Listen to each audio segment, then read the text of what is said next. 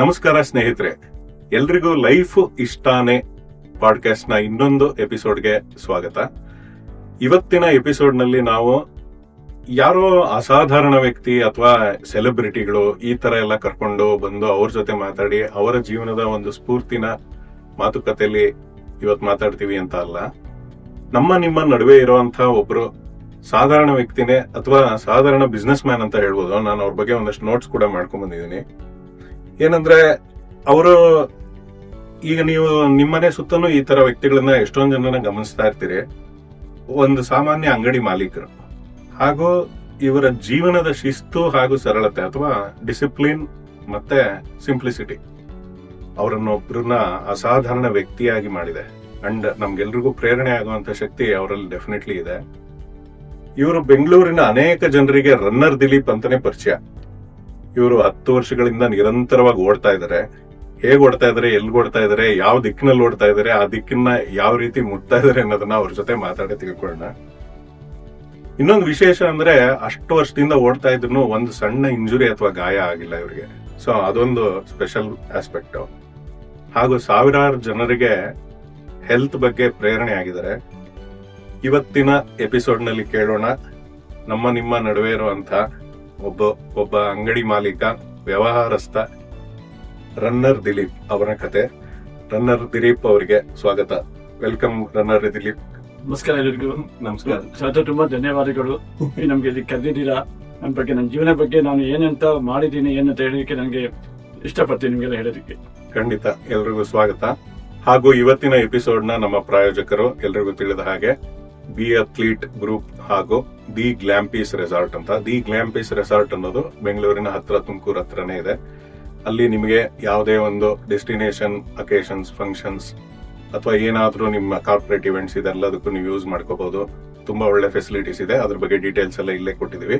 ಹಾಗೂ middle over studio, ಇಲ್ಲಿ ನಾವು ರೆಕಾರ್ಡ್ ಮಾಡ್ತಾ ಇರೋದು. ಮಿಡ್ಲ್ ಓವರ್ ಸ್ಟುಡಿಯೋನಲ್ಲಿ ನೀವು ಈ ರೀತಿ ಪಾಡ್ಕಾಸ್ಟ್ ನ ಯಾವಾಗ ಬೇಕಿದ್ರು ಬಂದು ಯೂಸ್ ಮಾಡ್ಕೋಬಹುದು. ಅದು ಅವೈಲೇಬಲ್ ಇರುತ್ತೆ, ನೀವು ಬುಕಿಂಗ್ ಮಾಡ್ಕೋಬಹುದು. ಬನ್ನಿ ಇವಾಗ ಮತ್ತೆ ರನ್ನರ್ ದಿಲೀಪ್ ಅವ್ರ ಬಗ್ಗೆ ಮಾತುಕತೆ ಶುರು ಮಾಡೋಣ.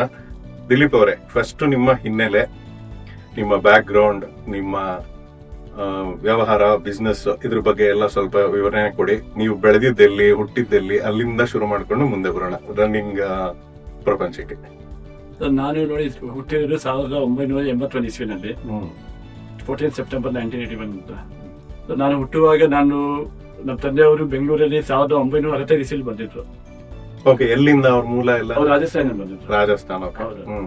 ಎಲ್ಲ ಬೆಂಗಳೂರಲ್ಲಿರೋ ಅರ್ಧ ವ್ಯವಹಾರಸ್ಥರೆಲ್ಲ ರಾಜಸ್ಥಾನದಿಂದ ಬಂದಿರೋರು. ಬೆಂಗಳೂರು ತುಂಬಾ ಇಷ್ಟ ಆಗ್ಬಿಟ್ಟಿದೆ ಎಲ್ಲರಿಗೂ. ತುಂಬಾ ಸಪೋರ್ಟ್ ಮಾಡಿದ್ದಾರೆ ನಮ್ಮ ಔಟ್ಸೈಡರ್ಸ್ ಅವ್ರಿಗೆ. ಸರ್, ಬರೀ ರಾಜಸ್ಥಾನಿ ಅಂತ ಇಲ್ಲ. ನನ್ನ ಪ್ರಕಾರ ನನ್ಗೆ ಮಾಹಿತಿ ಕೊಟ್ಟಿರೋ ಬೆಂಗಳೂರಲ್ಲಿ ಇಂಡಿಯಾದ, ನಮ್ಮ ದೇಶದ ಎಲ್ಲಾ ಪಾರ್ಟಿ ಭಾಗವಿಲ್ಲದ ಎಲ್ಲರೂ ಇಲ್ಲೇ ಇದ್ದಾರೆ. ಕಾಸ್ಮೋಪಾಲಿಟನ್ ಇದಾಗಿದೆ. ಅದೇ ನಮ್ಮ ಬೆಂಗಳೂರಿನ ಇದು ಹೆಮ್ಮೆ ವಿಶೇಷ.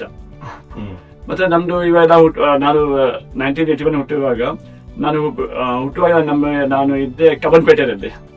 ಆಮೇಲೆ ಕಬ್ಬನ್ಪೇಟೆಯಿಂದ ನಾನು ಮೂರನೇ ಕ್ಲಾಸ್ ಬರುವಾಗ ನಮ್ಮ ತಂದೆಯವರು ಶಿಫ್ಟ್ ಆಗಿದ್ರು ಕಿಲಾರಿ ರೋಡ್. ಹೌದು. ಸೊ ಅಲ್ಲಿಂದ ತಿರ್ಗಾ ನಾನು ಬಂದಿದ್ದು ಅಕ್ಕಿಪೇಟೆನಲ್ಲಿ 1989 ಇಸ್ವಿನಲ್ಲಿ. ಆಮೇಲೆ ಅಲ್ಲಿಂದ ನಾನು ಮದುವೆ ಆಗಿದ್ಮೇಲೆ ನಾವು ಬಂದಿದ್ದು ಕಾಟನ್ಪೇಟೆ, ಅಕ್ಕಿಪೇಟೆಯಲ್ಲಿ. ಸಾರಿ, ಮೊದಲು ಕಾಟನ್ಪೇಟೆ, ಇವಾಗ ಅಕ್ಕಿಪೇಟೆ. ಸರ್, 2003 ಇಸ್ವಿಯಿಂದ ನಾವು ಅಕ್ಕಿಪೇಟೆಯಲ್ಲಿ ಇದ್ದೀವಿ. ನಾವು ಅಕ್ಕಿಪೇಟೆಯಲ್ಲಿ ಆರಾಮ. ಸೊ ಬೆಂಗಳೂರಿನ ಹೃದಯ ಭಾಗದಲ್ಲೇ ಎಲ್ಲ ನಿಮ್ಮ ಆಲ್ಮೋಸ್ಟ್ 8 ಕಿಲೋಮೀಟರ್ ರೇಡಿಯಸ್ ಅಲ್ಲೇ ಇದ್ದೀನಿ ನಾನು 44 ವರ್ಷದಿಂದ. ಈಗಲೂ ಅಕ್ಕಿಪೇಟೆ. ಈಗ ಅಕ್ಕಿಪೇಟೆ ನಮ್ಮ ಮನೆಯಿಂದ ನಾನು 25 ವರ್ಷ ಆಯ್ತು ಅಲ್ಲೇ ಇದೀವಿ ನಾವು. ಸೊ ಎಲ್ಲ ನಿಮ್ ಸುತ್ತ ಎಲ್ಲ heart of business and wholesalers ಇವರೆಲ್ಲರೂ ಅಲ್ಲೇ. ಚಿಕ್ಕಪೇಟೆ ಅಂತ ಹೇಳ್ತಾ ಅಕ್ಕಿಪೇಟೆ ಕೋಟೆ ಕೆಲವರು ತುಂಬಾ ಗೊತ್ತಿಲ್ಲ. ಚಿಕ್ಕಪೇಟೆ ಹೇಳ್ಬಿಟ್ಟು ಎಲ್ಲರೂ ಗೊತ್ತಿದೆ, metro station. Metro station Chickpet ಅಂದ್ರೆ ತುಂಬಾ ವಿಶೇಷ ಜನರಿಗೆ. ಬೆಂಗಳೂರಿನ ಎಲ್ಲೇ ಭಾಗಿರೋರು ಇರ್ಲಿ, ಅವ್ರಿಗೆ ಚಿಕ್ಕಪೇಟೆ ಗೊತ್ತು. ಅಕ್ಕಿಪೇಟೆ ಕೋಟೆ ಕೆಲವರು ಸ್ವಲ್ಪ ಕನ್ಫ್ಯೂಷನ್ ಆಗುತ್ತೆ ತುಂಬಾ ಜನಕ್ಕೆ. ಸೊ ಅಲ್ಲೇ ನಿಮ್ಮ ಜೀವನ ಅಂಡ್ ಹುಟ್ಟು ಬೆಳವಣಿಗೆ ಎಲ್ಲ ಅಲ್ಲೇ ಸರ್. ಬೆಂಗಳೂರಲ್ಲಿ ಹುಟ್ಟಿದ್ದು ನಾವು, ಅಲ್ಲೇ ಓದಿದೀವಿ, ಅಲ್ಲೇ ಇದ್ದೀವಿ, ನಾವು ಅಲ್ಲೇ ವ್ಯವಹಾರ ಮಾಡ್ತೀವಿ. ಏನೇನ್ ಬಿಸ್ನೆಸ್ ಮಾಡ್ತೀರಿ? ಬಿಸ್ನೆಸ್ ಬಗ್ಗೆ ಸ್ವಲ್ಪ ಸರ್. ನನ್ನ ಬಿಸ್ನೆಸ್ ಏನಂದ್ರೆ, ನಾವು ಇದು ಬ್ಯಾಗ್, ರಾ ಮೆಟೀರಿಯಲ್ಸ್ ಇರುತ್ತಲ್ವಾ, ಸ್ಕೂಲ್ ಬ್ಯಾಗ್ ಇರ್ಲಿ, ಕಾಲೇಜ್ ಬ್ಯಾಗ್ ಇರ್ಲಿ, ಟ್ರಾವೆಲಿಂಗ್ ಬ್ಯಾಗ್ ಇರ್ಲಿ, ಲಗೇಜ್ ಬ್ಯಾಗ್ ಇರ್ಲಿ, ಶಾಪಿಂಗ್ ಬ್ಯಾಗ್ ಇರ್ಲಿ, ಗುಡಿ ಬ್ಯಾಗ್ ಇರ್ಲಿ, ಎಂತಹ ಬ್ಯಾಗ್ ಇರ್ಲಿ, ಬ್ಯಾಗ್ ಪದ ಎಲ್ಲ ಯೂಸ್ ಆಗುತ್ತೆ. ಆ ಪದ ಬ್ಯಾಗ್ ಮಾಡ್ಲಿಕ್ಕೆ ಏನೇನ್ ಸಾಮಾನ್ ಬೇಕು, ಅದು ಬಟ್ಟೆ, ಚೈನು, ಬಕ್ಕಲು, ರನ್ನರು, ಕ್ಲಿಪ್, ವೆಲ್ಕ್ರೋ, ಹಾಳು ಮೂಳು ಎಲ್ಲ ನಾವು ಐಟಮ್ ನಾವು ಸಪ್ಲೈ ಮಾಡ್ತೀವಿ ಬ್ಯಾಗ್ ಮ್ಯಾನುಫ್ಯಾಕ್ಚರ್ ಅವರಿಗೆ. ಓಕೆ. ಎಲ್ಲ ಬ್ಯಾಗ್ ಮ್ಯಾನುಫ್ಯಾಕ್ಚರ್ ನಮ್ ಕಸ್ಟಮರ್ಸ್. ಬ್ಯಾಗ್ ಮ್ಯಾನುಫ್ಯಾಕ್ಚರರ್ಸ್ಗೆ ನೀವು ರಾ ಮೆಟೀರಿಯಲ್ಸ್ ಸಪ್ಲೈ ಮಾಡ್ತೀವಿ ನಾವು ಅವ್ರಿಗೆ. ಓಕೆ. ಸೊ ಇದು ನೀವೇ ಶುರು ಮಾಡಿದಂತ ಒಂದು ಬಿಸ್ನೆಸ್ ಅಥವಾ ನಿಮಗೆ ತಲೆತಲಾಂತರದಿಂದ ನಿಮ್ಮ ತಾತನ ಕಾಲದಿಂದ ಅಥವಾ? ಈ ಬಿಸ್ನೆಸ್ 2000 ಇಸ್ವಿನಲ್ಲಿ ನಾನೇ ಶುರು ಮಾಡಿರೋದು. ನಾನು ಮೊದಲು 2 ವರ್ಷ ಬೇರೆ ಅಂಗಡಿಯಲ್ಲಿ ನಾನು ಕೆಲಸ ಮಾಡಿದೆ. ಅಲ್ಲೇ ಕೆಲಸ ಮಾಡಿದ್ಮೇಲೆ ಎಲ್ಲ ನಂಗೆ ತಿಳುವಳಿಕೆ ಬಂದಿದ್ಮೇಲೆ ಆಮೇಲೆ ನಮ್ಮ ತಂದೆಯವರು ನಮಗೆ ಈ ಬಿಸ್ನೆಸ್ ಅಲ್ಲಿ ನಮ್ಗೆ ಸಹಾಯ ಮಾಡಿ ದುಡ್ಡು ಕೊಟ್ಟು ಸಹಾಯ ಮಾಡಿ ನಾವು ಮತ್ತು ನಮ್ಮ ತಂದೆಯವರು ಪಾರ್ಟ್ನರ್ ಇದ್ರು, ಇಬ್ರು ಸೇರಿ ನಾವು ಈ ಬಿಸ್ನೆಸ್ ಶುರು ಮಾಡಿದ್ವಿ ನಾವು. ನಿಮ್ ತಂದೆಯವರು ಅಲ್ಲೇ ಅಕ್ಕಿಪೇಟೆ ಬೆಳೆಪೇಟೆ ಏರಿಯಾನಲ್ಲಿ ಬಿಸ್ನೆಸ್? ನಮ್ಮ ತಂದೆಯವರು ಇದು ನಾನು ಹುಟ್ಟುವಾಗ 89 ಇಸ್ವಿನಲ್ಲಿ ಅವರು ರೇಷನ್ ಅಂಗಡಿ ಮಾಡಿದ್ರು. ಅದು ಅವಾಗಿಂದ 2011 ತನಕ ಅವ್ರ ಅಂಗಡಿ ಇಕ್ಕಿದ್ರು. ಆಮೇಲೆ ಅವ್ರ ಅಂಗಡಿ ಅವರು ಬಿಲ್ಡಿಂಗ್ ಓನರ್ ಕೊಟ್ಬಿಟ್ಟು ಇವಾಗ ಆರಾಮಾಗಿ ರಿಟೈರ್ಮೆಂಟ್ ಇದ್ದಾರೆ. ಮನೇಲಿ ಆರಾಮಿದ್ದಾರೆ. ಎಲ್ಲೋ ಕೆಲಸ ಇರುವಾಗ ಅಲ್ಲಿ ಊರು ಹೋಗೋದು ಅಲ್ಲಿ ಹೋಗೋದು ಬರ್ತಾ ಇರ್ತಾರೆ. ಸೊ ಎಲ್ಲ ಮನೆ ಕೆಲಸ ವ್ಯವಹಾರ ಎಲ್ಲ ನೋಡ್ತಾ ಇರ್ತಾರೆ ಅವರು. ಸಾಮಾನ್ಯವಾಗಿ ಈಗ ಹೇಗ್ ನಡೀತಾ ಇದೆ ಬಿಸ್ನೆಸ್ ಎಲ್ಲ? ಇವಾಗ ಪರವಾಗಿಲ್ಲ ಬ್ಯಾಗ್ ಬಿಸ್ನೆಸ್ ಇವಾಗ 25 ವರ್ಷ ಆಯ್ತು ಅಂತ ಇವಾಗ ಬಿಸ್ನೆಸ್ ನೋಟೆಡ್ ಎಲ್ಲ ಸೆಟಲ್ ಆಗಿದ್ದೀವಿ. ಎಲ್ಲ ಕರೆಕ್ಟ್ ಆಗಿದೆ ಇವಾಗ. ಎಲ್ಲ noted name Dilip. Noted name prince international ಅಂಗಡಿ ಹೆಸರು prince international. So bag material ಅಲ್ಲಿ ಎಷ್ಟು ಯಾರು ತುಂಬಾ ಎಲ್ಲರಿಗೂ ನಾವು ಇವಾಗ ಎಲ್ಲ ಗೊತ್ತಿದೆ. ಬ್ಯಾಗ್ ಮೆಟೀರಿಯಲ್ ಮತ್ತೆ ತುಂಬಾ ಜನಕ್ಕೆ ಗೊತ್ತಿಲ್ಲ ರನ್ನಿಂಗ್ ಮಾಡ್ತೀವಿ ಅಂತ. ನಮ್ ಕಸ್ಟಮರ್ ಜನ ಸ್ಟೇಜ್ ನೋಡಿ ಏನ್ ಸರ್ ರನ್ನಿಂಗ್ ನಿಮ್ಗೆ ಯಾವ ಟೈಮ್ ಸಿಗುತ್ತೆ ಇಲ್ಲಿ? ಟೈಮ್ ಹೇಳೋದು ಸಿಗಲ್ಲ, ಬಟ್ ನಾವು ಟೈಮ್ ತಗೊಳ್ಬೇಕು ನಾವು. ನಾನು ಅದೇ ಗಮನಿಸ್ತಾ ಇದ್ದೆ. ಈಗ ಎಲ್ಲ ನೋಡ್ತಾ ಇರೋ ವೀಕ್ಷಕರಿಗಾಗ್ಲಿ ಅಥವಾ ಕೇಳ್ತಾ ಇರೋರ್ಗೆಲ್ಲ ಪಾಡ್ಕಾಸ್ಟ್ ಕೇಳ್ತಾ ಇರೋರಿಗೆ ಆಗ್ಲಿ, ಅಕ್ಕಿಪೇಟೆ ಬಳೆಪೇಟೆ ಅಥವಾ ಚಿಕ್ಕಪೇಟೆ ಬಿಸ್ನೆಸ್ ಅಂದ್ರೆ ಅದೊಂದು ಹೈ ಗ್ರಾವಿಟಿ, ಸಿಕ್ಕಾಪಟ್ಟೆ ಒಂದು ಇಂಟೆನ್ಸಿಟಿ ಇರುವಂತ ಒಂದು ಬಿಸ್ನೆಸ್ ಏರಿಯಾ. ಯಾಕಂದ್ರೆ ನಾವುಗಳು ಗಮನಿಸಿರೋ ಹಾಗೆ ಮದುವೆ ಟೈಮಲ್ಲಿ ಯಾವ್ದಾದ್ರು ಒಂದು ದೊಡ್ಡ ಅಕೇಶನ್ ಇತ್ತು ಅಂದ್ರೆ ಚಿಕ್ಕಪೇಟೆಗೆ ಹೋಗಿ ಶಾಪಿಂಗ್ ಮಾಡ್ಕೊಂಡ್ಬಿಡೋಣಪ್ಪ.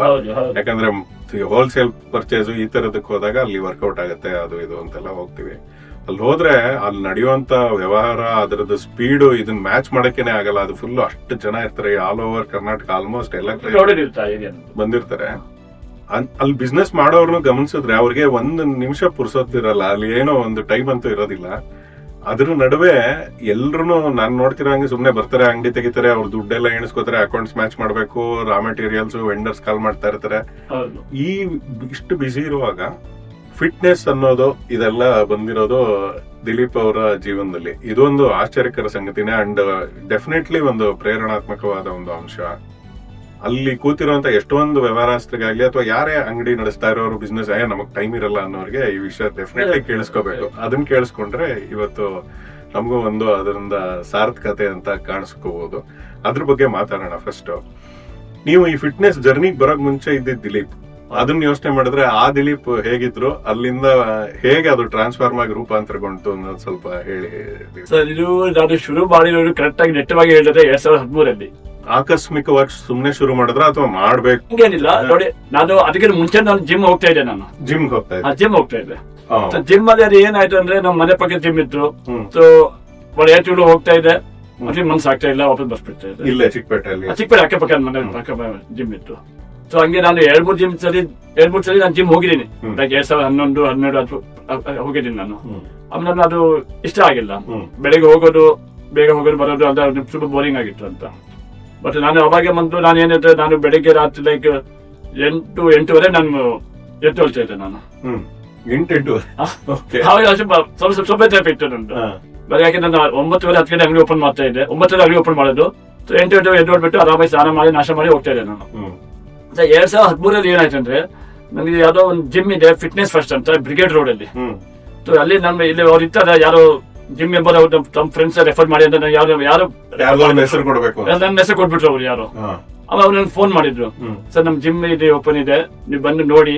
ಇದು ಬ್ರಿಗೇಡ್ ರೋಡ್ ಇವಾಗ ಮಾಲ್ ಅಲ್ಲಿ 2013 ನಮ್ಗೆ ಫೋನ್ ಬಂದಿದೆ. 13. ಬಟ್ ಅದಕ್ಕೆ ಮುಂಚೆನೆ ನಿಮ್ಗೆ ಜಿಮ್ ಅನುಭವ ಎಲ್ಲ ಸ್ವಲ್ಪ ಹೋಗಿದ್ರೆ ಏನಿರುತ್ತೆ? ಅದೇ ಅಲ್ಲಿ ಅನುಭವ ಇತ್ತು. ಸೊ ಅಲ್ಲಿ ಹೋಗಿದ್ಮೇಲೆ ನೋಡಿದೆ, ಜಿಮ್ ನೋಡಿದೆ. ಆ ಜಿಮ್ ಸ್ವಲ್ಪ ಡಿಫ್ರೆಂಟ್ ಆಗಿತ್ತು, ಸ್ವಲ್ಪ ಹೈ ಸ್ಟ್ಯಾಂಡರ್ಡ್ ಅಂತ ಹೇಳ್ತೀವಿ ನಾವು. ಹೈ ಜಿಮ್ ಅಂದ್ರೆ ಅಲ್ಲಿ ಏನಂದ್ರೆ ನಾರ್ಮಲ್ ಜಿಮ್ ಇತ್ತು, ಮತ್ತೆ ಅಲ್ಲಿ ಗ್ರೂಪ್ ಎಕ್ಸರ್ಸೈಸ್ ವರ್ಕೌಟ್ ಇತ್ತು. ಲೈಕ್ ಒಂದು ಸ್ಟುಡಿಯೋದಲ್ಲಿ ಕೋಚ್ ಬರ್ತಾರೆ, ನಾವೆಲ್ಲ ಮ್ಯೂಸಿಕ್ ಮೇಲೆ ನಾವು ವರ್ಕೌಟ್ ಮಾಡ್ತೇವೆ. ಲೈಕ್ ಜುಂಬಾ ಇರ್ಲಿ, ಬಾಡಿ ಪಂಪ್ ಇರ್ಲಿ, ಬಾಡಿ ಕಾಂಬ್ಯಾಟ್ ಇರ್ಲಿ, ವಾಲಿ ಅರಬಿಕ್ಸ್ ಇರ್ಲಿ, ಯೋಗ ಇರ್ಲಿ. ಆ ಮ್ಯೂಸಿಕ್ ಇಂದ ನಮ್ಗೆ ಏನೋ ಜೀವನದಲ್ಲಿ ನಮಗೆ ಬೋರ್ ಆಗಿಲ್ಲ. ನಮ್ಗೆ ಆ 45 ನಿಮಿಷ ಇಲ್ಲಿ 55 ನಿಮಿಷ ವರ್ಕೌಟ್ ಇರುತ್ತಲ್ವಾ, ಕ್ಲಿಯರ್ ಆಗಿ ಮಾಡ್ತಾ ಇದ್ದೆ ನಾವು. ನನಗೆ ಅದು ನಾನು ಶುರು ಮಾಡಿದ್ಮೇಲೆ 1 ತಿಂಗಳು ಹೋದೆ, ತುಂಬಾ ಇಷ್ಟ ಆಯ್ತು ನನಗೆ. ಅದು ಬೋರ್ ಅನ್ಸೇ ಇಲ್ಲ ನನಗೆ. ಬೋರ್ ಅನ್ಸಿದ್ರೆ ನಾನು ಅದು ಶುರು ಮಾಡ್ತಾ ಇದ್ದೆ. ಆಮೇಲೆ ಹಂಗೆ ಜಿಮ್ ಕಂಟಿನ್ಯೂ ಮಾಡ್ತೀನಿ ನಾನು. ಹ್ಮ್ ಅದ್ರಲ್ಲಿ ಇವಾಗ ಏನಾಯ್ತು ಅಂದ್ರೆ ನಮ್ದು ಜಿಮ್ ಅವ್ರು ಏನ್ ಹೇಳ್ತಾರೆ, ಮೊದಲು ನೀನು ಕ್ಲಾಸ್ ಯಾವ ಬರಬೇಕು ಟ್ರೆಡ್ಮಿಲ್ ಅಲ್ಲಿ ವಾರ್ಮಪ್ ರನ್ ಮಾಡ್ಬೇಕಂತ, ವಾರ್ಮಪ್ ಮಾಡ್ಕೊಂಡು ಕಾರ್ಡಿಯೋ ಅಂತ ಮಾಡಿಸ್ತಾರೆ, ಕಾರ್ಡಿಯೋ ಮಾಡ್ತೀನಿ. ನಾನು ಅವಾಗ ಶುರು ಮಾಡುವಾಗ ಏನ್ ನೋಡಿದೆ, ಟ್ರೆಡ್ಮಿಲ್ ಅಲ್ಲಿ 1 ಕಿಲೋಮೀಟರ್ 2 ಕಿಲೋಮೀಟರ್ ಓಡಕ್ಕೆ ನನಗೆ ಕಷ್ಟ ಆಗ್ತಿತ್ತು. ನಾನು ಏನಪ್ಪ ಇಲ್ಲಿ 1 ಕಿಲೋಮೀಟರ್ ಯಾರಪ್ಪ ಮಾತಾಡಿ ಇದ್ದೆ. ಆಮೇಲೆ ಸುಮ್ಮನೆ ಅದು ಅವ್ರಿಗೆ ಮಾತಿಗೆ ಬೆಲೆ ಕೊಟ್ಟಿದ್ದಕ್ಕೆ ನಾನು ಟ್ರೆಡ್ಮಿಲ್ ಅಲ್ಲಿ ರನ್ ಮಾಡ್ತಾ ಇದ್ದೆ. ಆಮೇಲೆ ಸ್ವಲ್ಪ ಅವ್ರಿಗೆ ಕೊಟ್ಟು ವಾರ್ಮ್ ಅಪ್ ಎಕ್ಸರ್ಸೈಸ್ ಮಾಡ್ಬಿಟ್ಟು ಆಮೇಲೆ ನಾನು ಹೊರಗಡೆ ಹೋಗ್ತಾ ಇದ್ದೆ ಸ್ಟುಡಿಯೋದಲ್ಲಿ.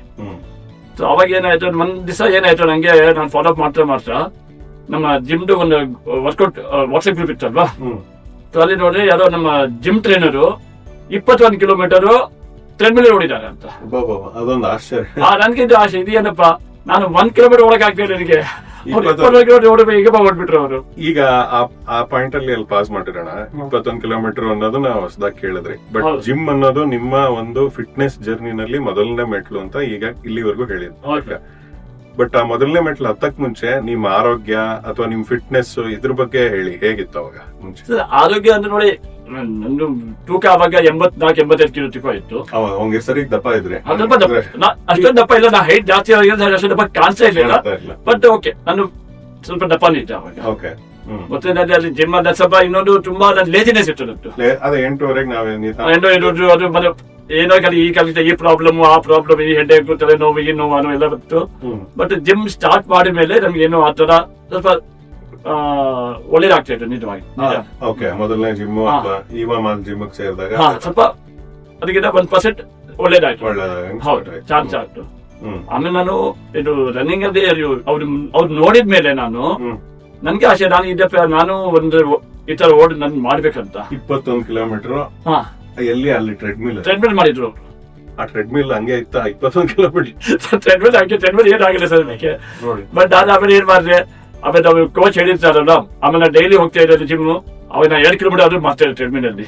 ಹೆಂಗೋ ಪರವಾಗಿಲ್ಲ, ಟೈಮ್ ಅರ್ಧ ಗಂಟೆ ಆಗ್ತಾ ಇದೆ, 20 ನಿಮಿಷ ಆಗ್ತಾ ಇದೆ, ಮಾಡ್ಬಿಟ್ಟು ಆಮೇಲೆ ವರ್ಕೌಟ್ ಹೋಗ್ತಾ ಇದ್ದೆ. 2 ಕಿಲೋಮೀಟರ್ ಯೂಶಲಿ.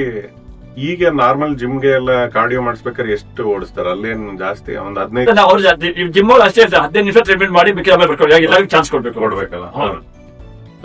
ಆದ್ರೆ ನೀವು 2 ಕಿಲೋಮೀಟರ್ ಶುರು ಮಾಡಿದ್ರಿ. 2 ಕಿಲೋಮೀಟರ್ ಶುರು ಮಾಡಿದೆ. ಆಮೇಲೆ ಏನಾಯ್ತು, ನಮ್ ಜಿಮ್ ಅಲ್ಲಿ ತುಂಬಾ ಔಟ್ ಸೈಡ್ ವರ್ಕೌಟ್ ಅಲ್ಲಿ ಮಾಡ್ತಾ ಇದ್ರು, ಬೂಟ್ ಕ್ಯಾಂಪ್ ಟೈಪ್ ಇದೆಲ್ಲ ಅಂತ. ಸೊ ಕೆಲವು ಟೈಮ್ ನಾವು ಕಮನ್ ಪಾರ್ಕ್ ಕರ್ಕೊಂಡು ಹೋಗ್ತಾ ಇದ್ವಿ ನಮ್ ಜಿಮ್ ಮೆಂಬರ್ಸ್ ನ.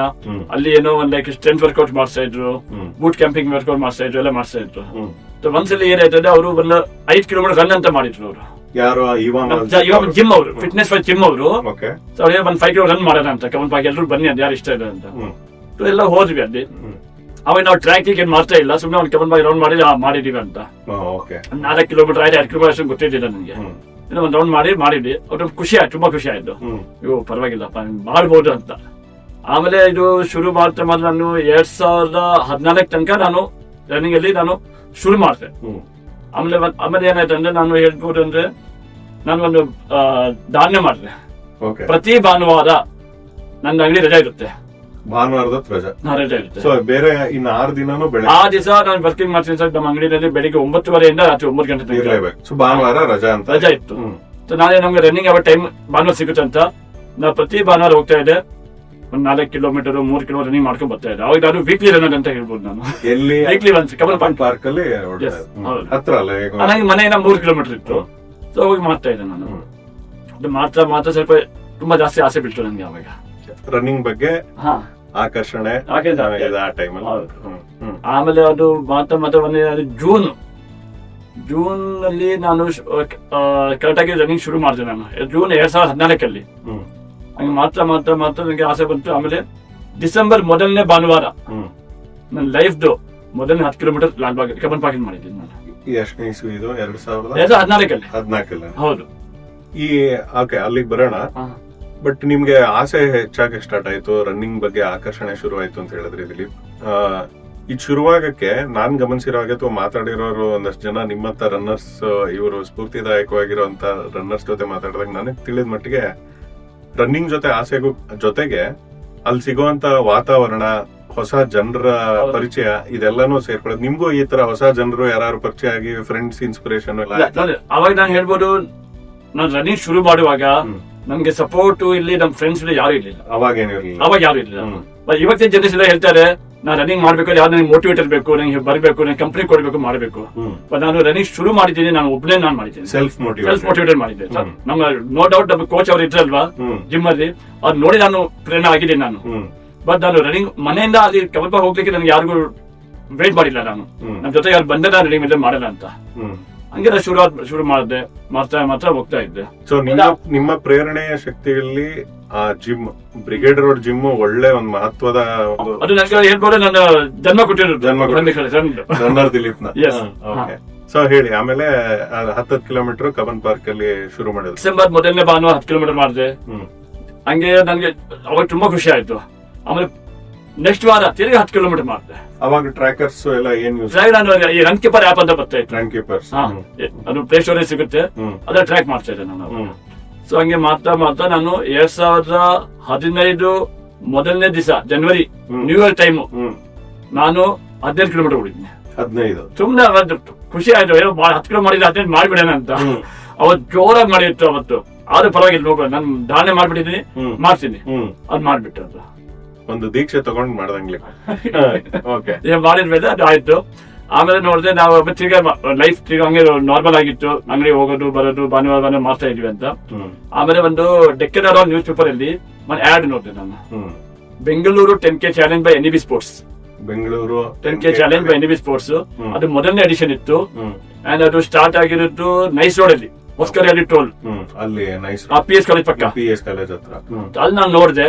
ಅಲ್ಲಿ ನೋಡಿದ್ಮೇಲೆ ನಾನು ಪೇಪರ್ ಆಡ್ ನೋಡಿದೆ 10K ಚಾಲೆಂಜ್ ಈವೆಂಟ್. ನಾನು ಯಾವತ್ತೂ 2014 ಜೂನ್ ಇಂದ 2015 ಜುಲೈ ತನಕ ನಾವು ಯಾವ್ದು ಈವೆಂಟ್ ಇಂದ ಭಾಗವಹಿಸಿರ್ಲಿಲ್ಲ ರನ್ಗೆ. ಬಟ್ ಇಲ್ಲಿ ಬರೀ ಕಬ್ಬನ್ ಪಾರ್ಕ್ ಅಲ್ಲಿ ಓಡಿ, ಕಬ್ಬನ್ ಪಾರ್ಕ್ ಓಡ್ತಾ ಇದೆ ಬರೀ ವೀಕ್ಲಿ ಒನ್ಸ್ ಅಷ್ಟೇ. ನನಗೆ ಟೈಮ್ ಸಿಗ್ತಾ ಇಲ್ಲ, ನನಗೆ ಆಸೆ ಇಲ್ಲ, ಭಾನುವಾರ ಸಿಗ್ತಾ ಇದ್ದು ಓದ್ಬಿಟ್ಟು ಬರ್ತಾ ಇರೋದು ನನ್ನ ಮನಸ್ಸು ತೃಪ್ತಿಗೋಸ್ಕರ. ಅದು ನೋಡಿದ್ಮೇಲೆ ನಾನು ನನ್ನ ತಮ್ಮಗೂ ಹೇಳ್ದೆ, ನನ್ನ ತಮ್ಮನೂ ಸ್ವಲ್ಪ ಅವ್ನು ಜಿಮ್ ಮಾಡ್ತಾ ಇದ್ದ ಮೊದ್ಲು.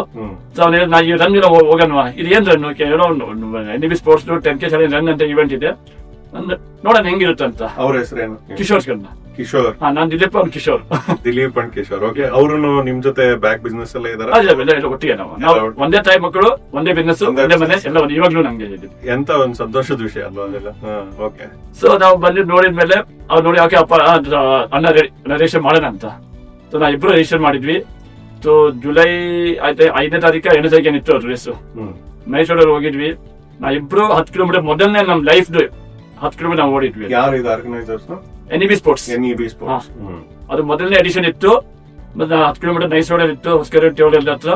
ನಾವು ಮೊದಲು ಮಾಡಿದ್ದು 1 hour and 59 seconds ಮಾಡಿದ್ದೆ ನಾನು 10 ಕಿಲೋಮೀಟರ್. S, official. ಅದು ಆ ಕಡೆ ಸೋಂಪುರ ಇಲ್ಲ, ನಮ್ಮ ಹೊಸಕೆರೆ ಟೋಲ್ ಇದೆ ಅಲ್ವಾ, ಸ್ಟಾರ್ಟ್ ಅಲ್ಲಿಂದ ಶುರು ಆಗುತ್ತೆ. ಅಲ್ಲಿಂದ ಶುರು ಮಾಡಿ ಸೋಂಪುರ ತನಕ ಇಲ್ಲ, ಸೋಂಪುರ 5 ಕಿಲೋಮೀಟರ್ ಸೀದಾ ಹೋಗೋದು, 5 ಕಿಲೋಮೀಟರ್ ರಿಟರ್ನ್ ಮಾಡ್ಬೋದು. ಅಲ್ಲಿಂದ ನಂದು ಈ ಈವೆಂಟ್ ಪಾರ್ಟಿಸಿಪೇಟ್ ನನ್ನ ಲೈಫ್ ಜರ್ನಿ ಶುರು ಆಯ್ತು ಆ ರೇಸ್ ಇಂದ. ಸೊ ತಮ್ಮ ಕಿಶೋರ್, ದಿಲೀಪ್ ಇಬ್ರು ಸ್ಟಾರ್ಟ್ ಮಾಡಿದ್ರು. ಓಕೆ, ಸೊ ಇದಾದ್ಮೇಲೆ ನಿಮ್ಮ ಮುಂದಿನ ರನ್ನಿಂಗ್ ಜೀವನದ ಹೇಗೆ, ಅದು ನೆಕ್ಸ್ಟ್ ಲೆವೆಲ್ಗೆ ಹೇಗೆ ಕರ್ಕೊಂಡು ಹೋಯ್ತು, ಹೇಗೆ ಶುರು ಮಾಡಿದ್ರಿ? ಆಮೇಲೆ ಅಲ್ಲಿ ರನ್ನರ್ ಇಂದ ನೆಕ್ಸ್ಟ್ ಒಂಥರ ಪ್ಯಾಷನೇಟ್ ರನ್ನರ್. ಪ್ಯಾಷನೇಟ್ ನೋಡಿ, ಅವಾಗ ನಾನು ರನ್ನಿಂಗ್ ಮಾಡ್ತಾ ಇದ್ದೆ, ಜಿಮ್ ಹೋಗ್ತಾ ಇದ್ದೆ. ಜಿಮ್ ಆಮೇಲೆ 2015 ಎಂಡಿಂಗ್ ಅಲ್ಲಿ ಆ ಜಿಮ್ ಕ್ಲೋಸ್ ಆಗ್ಬಿಟ್ಟಿತ್ತು. 2014 ಎಂಡಿಂಗ್ ಅಲ್ಲಿ ಕ್ಲೋಸ್ ಆಗಿತ್ತು sir, brigade road. Gym close ಆಗಿದೆ, ಏನೋ ಜಿಮ್ ಅದು ಏನೋ ಆಗಿತ್ತು. ಆಮೇಲೆ ಅದು ಬೇರೆ ಜಿಮ್ ಹೋಗಿದ್ದೆ ನಾನು. ಬಟ್ ಅದೇ ಟ್ರೆಂಡರ್ಸ್ ಅಲ್ಲಿ ಬರ್ತಾ ಇತ್ತು, ವಿಜಯನಗರ ಜಿಮ್ ಅಲ್ಲಿ ಹಾಟ್ ಫಿಟ್ನೆಸ್ ಅಂತ ಇತ್ತು, ಅದು ಅಲ್ಲಿ ಬರ್ತಾ ಇದೆ. ಅಲ್ಲಿಂದ ಜಿಮ್ ಹೋಗ್ತಾ ಇದೆ, ಆಮೇಲೆ ರನ್ನಿಂಗ್ ಮಾಡ್ತಾ ಇದೆ. ಹಂಗೆ ಮಾತ್ರ ಶುರು ಆಗ್ತಾ ಇತ್ತು. ಆಮೇಲೆ ನೋಡಿದೆ ಬೇರೆ ಬೇರೆ ಇವೆಂಟ್ ನಾನು ಗಮನ ಮಾಡ್ತಾ ಇದ್ದೆ. ಬಟ್ ನಂಗೆ ಅವಾಗ ಅಷ್ಟು ತಿಳುವಳಿಕೆ ಇರ್ಲಿಲ್ಲ. ನನಗೆ ತಿಳುವಳಿಕೆ ನಂಗೆ ಯಾರೋ ನ್ಯೂಸ್ ಪೇಪರ್ ಅಲ್ಲಿ ಅಥವಾ ಫೇಸ್ಬುಕ್ ಅಲ್ಲಿ ನೋಡ್ತಾ ಇರೋದು ಹಂಗ್ ಮಾಡ್ತಾ ಇದ್ದೆ ನಾನು. ಹಂಗೆ ನಾನು ನೆಕ್ಸ್ಟ್ ನನ್ನ ಮೊದಲೇ ಇವೆಂಟ್ ಇತ್ತು, ಅಡಿದಾಸ್ ಅಪ್ರೈಸಿಂಗ್ ಅಂತ ಇವೆಂಟ್ ಇತ್ತು. ಅದು ಸೆಪ್ಟೆಂಬರ್ ಮಂತ್ ಅಲ್ಲಿ ಇತ್ತು. ಅಡಿದಾಸ್ ಅಪ್ರೈಸಿಂಗ್ ಅಂತ ಒಂದು ಇವೆಂಟ್ ಇತ್ತು, ಅಡಿದಾಸ್ ಮಾಡಿದ್ರು. ಸೊ ಅದು ಒಂದು ಮಾಡಿದೆ. ಆಮೇಲೆ ಹೆಂಗೆ ನಂಗೆ ಚಾನ್ಸ್ ಸಿಗ್ತಾ ಇತ್ತು, ಹಂಗೆ ನಾನು ಇವೆಂಟ್ ಶುರು ಮಾತ್ರ ಮುಂದೆ ಹೋಗ್ತಾ ಇದ್ದೆ ನಾನು. ಬಟ್ ಹೇಳ್ತೀನಿ, NEB sports Bengaluru 10K challenge event ಇದೆ ಅಲ್ವಾ, ನನ್ನ ಲೈಫ್ ರನ್ನಿಂಗ್ ಆಫೀಸರ್ ಶುರು ಮಾಡಿದ ಮೇಲೆ ಅದರಿಂದ ಇವತ್ತು ತನಕ 11 ಎಡಿಷನ್ ಆಗಿದೆ ಅವ್ರದ್ದು. NEB 11 ಎಡಿಷನ್ ನಾನು ಪೂರ್ತಿ ಮಾಡಿದ್ದೀನಿ. Always present. ಅದರಲ್ಲಿ ಒಂದು ಏನಂದ್ರೆ, ಮೊದಲನೇ ಎಡಿಷನ್ ಇಂದ 10ನೇ ಎಡಿಷನ್ ತನಕ ಎಲ್ಲಾ ಅಲ್ಲಿ ನನ್ನ ಟೈಮ್ ಇಂಪ್ರೂವ್ ಆಗಿದೆ. ಇದು ನನ್ನ ಪ್ರಕಾರ, ನನ್ನ ವಿಷಯದಲ್ಲಿ ನಾನು ದೊಡ್ಡ ಮಾತು ಹೇಳಲ್ಲ, ನಾನು ಒಬ್ಬನೇ ರನ್ ಇರ್ಬೋದು ಬೆಂಗಳೂರಲ್ಲಿ.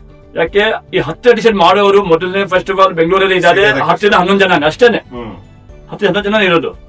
ಅದರಲ್ಲಿ ಪ್ರತಿ ಎಡಿಷನ್ ಅಲ್ಲಿ ಟೈಮಿಂಗ್ ಇಂಪ್ರೂವ್ ಮಾಡಬೇಕು ನನ್ನ ತಿಳಿದು ನಾನು ಒಬ್ಬನೇ ಇದ್ದೀನಿ. PB ಅಂತಾರಲ್ಲ, PB ಅಂತ ಇದೆ, PB ಅಂತಾರೆ. PB ಅಂದ್ರೆ ಏನು ವೀಕ್ಷಕರಿಗೆ ಅಥವಾ ಕೇಳುಗರಿಗೆ ಫಸ್ಟ್ ಹೇಳ್ಬೇಕು, ಪರ್ಸನಲ್ ಬೇಸ್ಟ್. ಯಾರಿಗೂ ರೆಕಾರ್ಡ್ ಇಲ್ಲ, ಏನ್ ತೋಡಿಲ್ಲ, ನನ್ ಪರ್ಸನಲ್ ಬೇಸ್ಟ್ ನಾನೇ ಕಟ್ ಮಾಡಿದ್ದೀನಿ. ನನ್ನ ರೆಕಾರ್ಡ್ ನಾನೇ ಬೀಟ್ ಮಾಡ್ಕೊಳ್ಳೋದು ಅನ್ನೋದು 10 ವರ್ಷದಿಂದ ಮಾಡ್ತಾ ಇದ್ದೀನಿ. ನಾನು ವಯಸ್ಸು ಜಾಸ್ತಿ ಆಗ್ತಾ ಇದೆ, ಟೈಮಿಂಗ್ ಕಮ್ಮಿ ಆಗ್ತಾ ಇದೆ. ಅಲ್ಲ, ಇದ್ರಲ್ಲಿ ಪ್ರೌಡ್ನೆಸ್ ಫೀಲ್ ಮಾಡ್ಲೇಬೇಕು. ಏನು ಅದ್ರಲ್ಲಿ ಏನು ಹೇಳ್ಕೊಳ್ಳೋದು ಆತರ ಏನಲ್ಲ. ಅದರಿಂದ 11ನೇ ವರ್ಷದಲ್ಲಿ ನಾನು ಆಸೆ ಮಾಡಿದ್ದೆ ನಾನು ಆಫೀಸ್ ಪೇಸರ್ ಆಗ್ತೀನಿ ಅಂತ. ಮತ್ತೆ ಅದು ಆಮೇಲೆ ಏನೋ ನನಗೆ ಪ್ರಾಬ್ಲಮ್ ಆಯ್ತು ಅಂತ ಆಮೇಲೆ ನಾನು ಪೇಸರ್ ಆಗಿಲ್ಲ. ಆಮೇಲೆ ನನ್ನ ಟೈಮ್ ಸ್ವಲ್ಪ ಡಿಕ್ರೀಸ್ ಆಯ್ತು.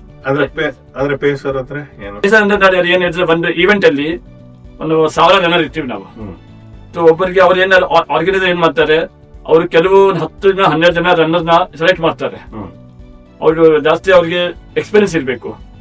ಸೊ ಇವಾಗ 10 ಕಿಲೋಮೀಟರ್ ರೇಸು, ಕೆಲವರು ಅವ್ರು ಏನ್ ಮಾಡ್ತಾರೆ, ಪೇಸರ್ ಇರ್ತಾರೆ 50 ನಿಮಿಷ 55 ನಿಮಿಷ 60 65 90 ತನಕ ಬರ್ತಾರೆ 5 ನಿಮಿಷ ಡಿಫ್ರೆನ್ಸ್ ಅಲ್ಲಿ. ಸೊ ಅವ್ರಿಗೆ ಏನ್ ಹೇಳ್ತಾರೆ, ನೀವು ಎಕ್ಸಾಂಪಲ್ ನಾನು ಇಲ್ಲ, ನೀನು ಈ ಇವೆಂಟ್ ಅಲ್ಲಿ 55 ನಿಮಿಷದಲ್ಲಿ ರನ್ ಮುಗಿಸ್ಬೇಕು. ನಿಮ್ ಜೊತೆಗೆ ನಮ್ ರನ್ನರ್ಸ್ ನಮ್ದು ಪಬ್ಲಿಸಿಟಿ ಮಾಡ್ತಾರೆ ಸೋಷಿಯಲ್ ಮೀಡಿಯಾದಲ್ಲಿ, ಯಾರ್ಯಾರು 55 ನಿಮಿಷದಲ್ಲಿ ಓಡ್ಬೇಕಾ ಇದ್ರ ಜೊತೆಗೆ ರನ್ನಿಂಗ್ ಅಲ್ಲಿ ಶುರು ಮಾಡಿ ರೇಸ್ ಅಲ್ಲಿ. ನಮ್ದು ಏನು 55 ನಿಮಿಷ ಅಂದ್ರೆ ನನ್ನ ಟೈಮಿಂಗ್ ಫಿನಿಶ್ ಆಗ್ಬೇಕು 54 ನಿಮಿಷ ಇನ್ನ ಮೇಲೆ 55 ನಿಮಿಷ ಒಳಗಡೆ ಮಾಡಬೇಕು. 55 ನಿಮಿಷ 1 ಸೆಕೆಂಡ್ ಆಗ್ಬಾರ್ದು, 54 ಒಳಗಡೆನೂ ಆಗ್ಬಾರ್ದು. ಕರೆಕ್ಟ್ ಆಗಿ ನೋಡಿ 54 ನಿಮಿಷ 3 ಸೆಕೆಂಡ್ ಮೇಲೆ ಇರ್ಬೇಕು. ಜಾಸ್ತಿ ಫಾಸ್ಟ್ ಹೋಗ್ಬಾರ್ದು, ಜಾಸ್ತಿ ಸ್ಲೋನು ಆಗ್ಬಾರ್ದು. ಅದೊಂದು ರಿದಮ್ ಅದೇ ಅವ್ರಿಗೆ ಬರೀ ಈ ಕೆಲಸಗೋಸ್ಕರ ಅವ್ರು ಎಕ್ಸ್ಪೀರಿಯನ್ಸ್ ಅನ್ನು ತೋರ್ತಾರೆ. ಅವರು ಹೊಸಬ ಯಾರು ಬಂದು ನಾನು ಮಾತಿಂದ ಅವ್ರಿಗೆ ಕೊಡಲ್ಲ. ಎಲ್ಲ ಹಿಸ್ಟ್ರಿ ನೋಡ್ತಾರೆ, ಎಕ್ಸ್ಪೀರಿಯನ್ಸ್ ಎಷ್ಟು ವರ್ಷ ಎಕ್ಸ್ಪೀರಿಯನ್ಸ್ ರನ್ನಿಂಗ್ ಮಾಡಿ ಅವ್ನು ಮೇಂಟೈನ್ ಮಾಡಬಹುದಾ ಇಲ್ವಾ ಆ ಪ್ರಕಾರ ಮಾಡಿ ಅವರು ಆರ್ಗನೈಸರ್ ಅವ್ರಿಗೆ ಚಾನ್ಸ್ ಕೊಡ್ತಾರೆ. ಸೊ ಅವಾಗ ಯಾವ್ದೋ ಒಂದು ಕಾರಣಾಂತರದಿಂದ ನೀವು ಆ ಟೈಮಲ್ಲಿ ಪೇಸರ್ ಆಗ್ಲಿಲ್ಲ. ಪೇಸರ್ ಆಗಿ ಅದು ಹೇಳ್ತಿದ್ದೆ. ಅದು ನಂದು ಇದೇ ವರ್ಷ ಜೂನ್ 8 ನನ್ಗೆ ಒಂದು ಆಕ್ಸಿಡೆಂಟ್ ಆಗ್ಬಿಟ್ಟಿತ್ತು. ಅದಕ್ಕೆ ಮುಂಚೆ ನಾನು ಪೇಸರ್ ಅಂತ ಹೇಳ್ಬಿಟ್ಟಿತ್ತು. ನಾನು 10 ಎಡಿಷನ್ ಆಗಿದ್ಮೇಲೆ ನಾನು ಆರ್ಗನೈಸರ್ ಕೇಳಿದ್ದೆ, ಸರ್ ನಾನು 10 ವರ್ಷ ನಾನು ಮಾಡಿದ್ದೀನಿ, ನಾನು 10 ವರ್ಷ ನಂಗೆ PR ಆಗಿದೆ, 11ನೇ ವರ್ಷ ನಂಗೆ ದಯವಿಟ್ಟು ನಂಗೆ ಪೇಸರ್ ಆಪ್ಷನ್ ಕೊಡಿ ಅಂತ. ಯು ಕ್ಯಾನ್ ಟೇಕ್, ನನ್ಗೆ ಕೊಡಕ್ಕೆ ರೆಡಿ ಇದೀವಿ, ನೀವು ಯಾವ ಟೈಮಿಗೆ ಬೇಕು ನಂಗೆ ಹೇಳ್ತೀನಿ, ನಾನು ಕೊಡ್ತೀನಿ ಅಂತ. ಸೊ ನಂಗೆ ಅಷ್ಟು ಮಾತಿಗೆ ಬೆಲೆ ಕೊಟ್ಟು ಅವ್ರು ನಂಗೆ 55 ನಿಮಿಷ ನಂಗೆ ಪೇಸರ್ ಕೊಟ್ಬಿಟ್ಟಿದ್ರು ಅವರು. ಬಟ್ ಸೋಷಿಯಲ್ ಮೀಡಿಯಾ ಅನೌನ್ಸ್ ಮಾಡಿ ಸ್ವಲ್ಪ ಟೈಮ್ ಆಗಿತ್ತು. ಅವಾಗ ಏನಾಯ್ತು, ನನಗೆ ಜೂನ್ 8 ನನಗೆ ಆಕ್ಸಿಡೆಂಟ್ ಆಗ್ಬಿಟ್ಟಿತ್ತು. 2 ವೀಲರ್ ನಾನು ಬರ್ತಾ ಇದ್ದೆ, ಒಂದು ಆಕ್ಸಿಡೆಂಟ್ ಆಗಿ ನಾನು ಒಂದು ಕಾರನ್ನ ಆಕ್ಸಿಡೆಂಟ್ ನಾನು ಬಿದ್ದೋಗ್ಬಿಟ್ಟಿದ್ದೆ. ನನ್ನ ತಲೆಯಲ್ಲಿ ಏಟ್ ಆಗಿ ನಾನು ಆಕ್ಸಿಡೆಂಟ್ ಆಗ್ತಾ ನಾನು 15 ಅವರ್ಸ್ ನಾನು ಅನ್ಕಾನ್ಶಿಯಸ್ ಇದ್ದೆ. ಬೆಂಗಳೂರು ನಮ್ಮ ಚಾಮರಾಜಪೇಟೆ ಕಡೆನೆ. ಅದು ನಾನು ಹಾಸ್ಪಿಟಲ್ ಅಡ್ಮಿಟ್ ಮಾಡಿದ್ಮೇಲೆ ನಾನು ಭಾನುವಾರ 3-4 ಗಂಟೆ ಆಕ್ಸಿಡೆಂಟ್ ಆಗಿತ್ತು. ನನಗೆ ಸೋಮವಾರ ಬೆಳಿಗ್ಗೆ 10-11 ಗಂಟೆ ನನಗೆ ಕಾನ್ಶಿಯಸ್ ಬಂತು ICU ನಲ್ಲಿ.